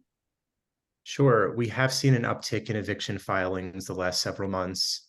As you noted, the eviction moratorium ended, I believe it's been at least a year, maybe 18 months. The emergency rental assistance program funds have also dried up in the last couple of months. And our attorneys were using those funds as a tool to settle a lot of eviction cases. So with the expiration of those funds, it's become harder to settle a lot of the non-payment cases. So we are seeing an increase in filings. Our attorneys appear at the eviction returns, both in Boulder and Longmont, every Friday. We currently have 6 contract attorneys and 1 full-time staff attorney staffing those returns. We have been, I would say, relatively successful settling a lot of our cases and preventing evictions. But yes, we are seeing an increase in filings. Our attorneys have developed relationships with the landlord attorneys, which I do think helps settle these cases. And there tend to be the same firms that appear at these returns. So I would say that's the primary trend in eviction defense, is the increase in filings. Of course, the cost of housing continues to go up. That's probably a national trend, but it's pronounced in Boulder County. So we do have state funding as well as Boulder County ARPA funding to support our eviction defense program countywide. So initially, our program started with funding from the city of Boulder, based on the ballot initiative that was passed in 2020. Our ARPA funding expires at the end of this year, and our state funding was pretty sharply reduced last year. So we are looking for additional sources of funding to support our ability to support basically to support our city program and expand it countywide. That's been a goal of ours. But we're doing our best given the limited funding that we have. In regards to our family law services, we continue to see an increased demand for our post-decree family law services. So these are cases involving a modification or enforcement of a divorce decree or a child custody order, cases involving modification of parenting time, decision-making, child support, maintenance. These cases tend to be high conflict, ongoing. They consume a disproportionate amount of staff resources. I would say that's been a pretty steady trend over the last couple of years. I think as our nonprofit is more established in the community, more and more people are finding out about our services. And there's such a dearth of low-cost, affordable civil legal services. So people are increasingly turning to us. And yeah, I would say those are the primary trends that we're encountering. Thank you. So Graham and then Crystal. Bruce, could you talk about how your services differ from like Colorado Legal Services? Sure. So Colorado Legal Services assists indigent clients generally earning up to 125% of the federal poverty guidelines. I would need to take a look at the most recent poverty guidelines, but they're very, very low. So for an individual, it's about $12,000 a year. A family of 4, it's roughly $28,000, $29,000 a year. Our income caps are approximately 400% of poverty. So we're trying to expand the availability of legal services to low and moderate income individuals. So that's one difference. Another difference is that legal aid does not assist with any post-decree family law case. Okay. So even if the client is indigent, if it's a post-decree modification or enforcement, they don't have the resources to assist with those clients. And that's the primary reason I founded the agency, to address that unmet need, particularly for post-decree family law clients. And there's some other differences. They're not allowed to assist undocumented individuals because they receive federal funding. So our requirements tend to be more lax, just because, you know, their funding requirements are pretty stringent, given how they're funded. Got it. Thank you. That makes sense. Crystal. I don't know that I have a question. I just want to thank you for all the hard work that you do. I'm a resource navigator with EFA, and I probably touched base with a lot of the families prior to them coming to you. And it's just a relief in knowing, you know, when we're not able to assist or meet the need to cure a demand, that they're going to go to court and have a team of representatives there to support them and back them, at least in the city of Boulder. And then you just said that you folks do attend that eviction court in the city of Longmont. And so the relief that it provides families when I talk to them and I say, okay, well, we can assist you, but this is kind of your next steps, and knowing that they can go and that they'll have the support of EPRIS and Christian and Jay, and that there will be lawyers there to represent them as well. It is very impactful, especially for undocumented families who, I mean, already don't know how to advocate for themselves or know much about the laws, or might have be weary about just law enforcement in general. So thank you for all the work that you guys do.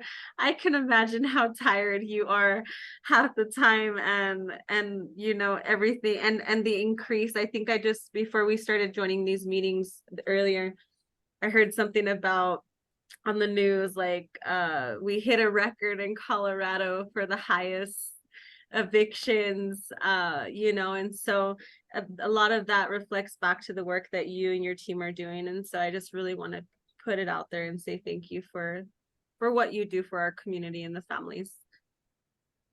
You're welcome. I appreciate the support of EFA and the community, and we're very lucky. We have a very experienced, talented team of contract attorneys, as well as Joel Hayes, who supervises our eviction defense project.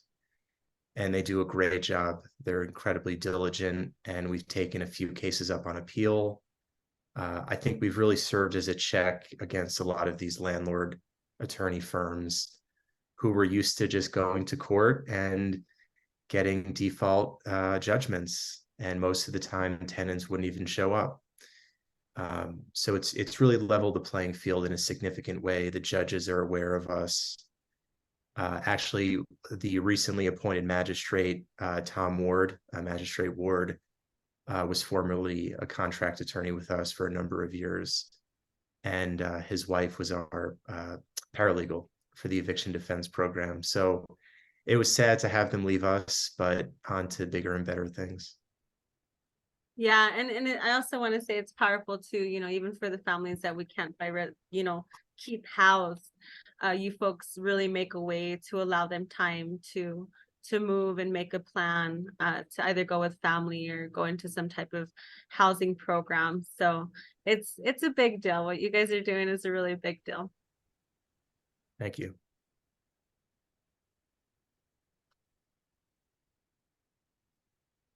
All right. We have 47 seconds left.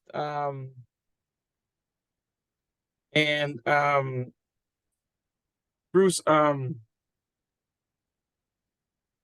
real quickly, so with the reduction of all these fundings, what are your thoughts on the future sustainability for some of the work that you're doing?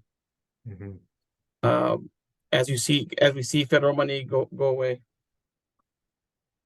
It's a great question. We're exploring potential funding from the Colorado Health Foundation to possibly support our public benefits, our healthcare advocacy work that we're doing. I don't know if they would be a potential source of funding for our eviction defense program. You know, I think the city funding appears to be stable. Obviously, that's a rental fee that's assessed on every landlord operating within city limits. the city seems to be pleased with the work that we're doing. The state funding was reduced. What we were told is that basically there are just more organizations in Denver doing this work. And so it looks like they're getting the lion's share of the money. But we should be able to continue assisting City of Boulder residents for the foreseeable future in eviction defense cases. We may need to at least temporarily reduce services for other Boulder County tenants. But we probably won't see, we probably won't deplete our state funding until the end of first quarter of next year. So we have some time to figure it out. I wish I I had all the answers now. But we're reaching out to Boulder County. We're reaching out to other philanthropic organizations. So it's not quite an emergency yet. Okay. All right, and our time is up. So I will give you about 4 minutes to share what you need to share, Bruce, and appreciate your time tonight. You don't have to use it all, but you have 4 minutes. Sure. Well, again, thank you so much for extending your evening and accommodating me. I really apologize for missing the scheduled meeting. I actually have a hearing with a City of Longmont resident in a highly contentious domestic relations case. So, but I would say the work that we're doing continues to be very impactful in a variety of areas.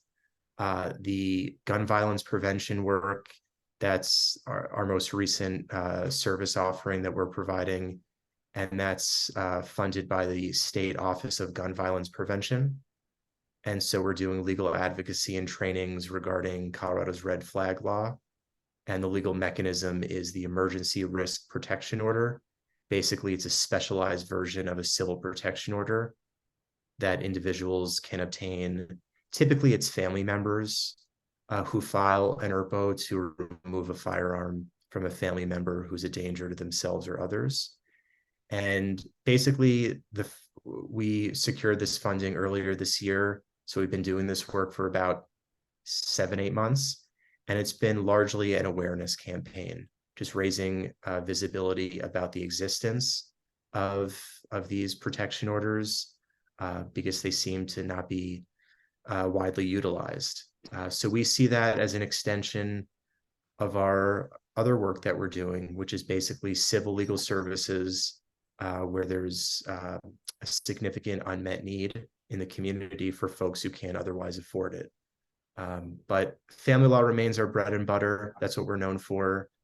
I think the demand for that work will always be there. The last thing I'll note is that we recently secured funding from the State Attorney General's office to support our post-decree family law work. And that will allow us to waive fees entirely for certain clients involved in complex domestic violence litigation.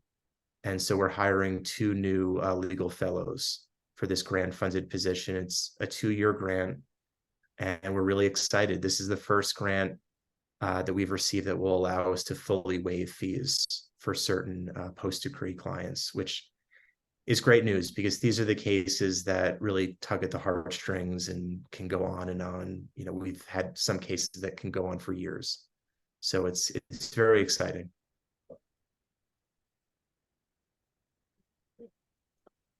Thank you, Bruce. Appreciate your time and have a good evening. Thank you all. Have a good night. Good luck in trial. Thank you. All right, See? folks. I told you, Aliberto. Yeah, no, I totally get it. I totally get it. You know, if anything changes with Mike, if he decides to, I will let you all know. And then we're gonna go back and look at. I was gonna ask you, Oh wait. it's Oh wait, no, he did. He says no, Brenda, you did email him, and he missed it, so he's apologizing. I feel so bad. I was like, I know I talked to this man and but I couldn't find anything. So, but I feel really bad for the situation anyway. Aliberto, can we just reach out to him in the morning and see if maybe he has a change of mind around being able to do hearing? Since since he did get since he did get communicated with, and he's confirming that he got an email from Brenda, yeah, we can't reschedule him. It's only if it's on us. It's because we did contact him and Yeah, we did he's confirming. this other organization. He just towards the forgot, end he of the said. meeting. So if you would just reconsider is all. I can talk to Christina about it. But If he typically, changes his mind for tomorrow or whatever day works for you guys, I mean, yeah, I'll talk to Christina about it. Let me know what you need me to do. Okay. Yeah. So, yeah, because that's been our policies. If we try and call them, if they can do it, great. If not, if it's on them, then it's on them. But I'll talk to Christina about it when she gets back on Tuesday. And if we need to push back the meeting and not have it the second Thursday of the month to give you more time, then we'll talk. I'll talk to her about that as well. Okay. that's great. All right. Thank you all. I appreciate all the work that you do. This is hard work. I totally get it. And we only have a certain amount of resources, right? So so, as you are deciding, as you are scoring, your scores are super important, and being very thoughtful and thinking about, what you're grading, the questions about how they align with their priorities, how they support, all of those things are super important. So I really appreciate your time. And I thank you for all that you guys do. It's really appreciated. Have a good night. Thanks, everyone. Thank you, everybody. Bye. Bye.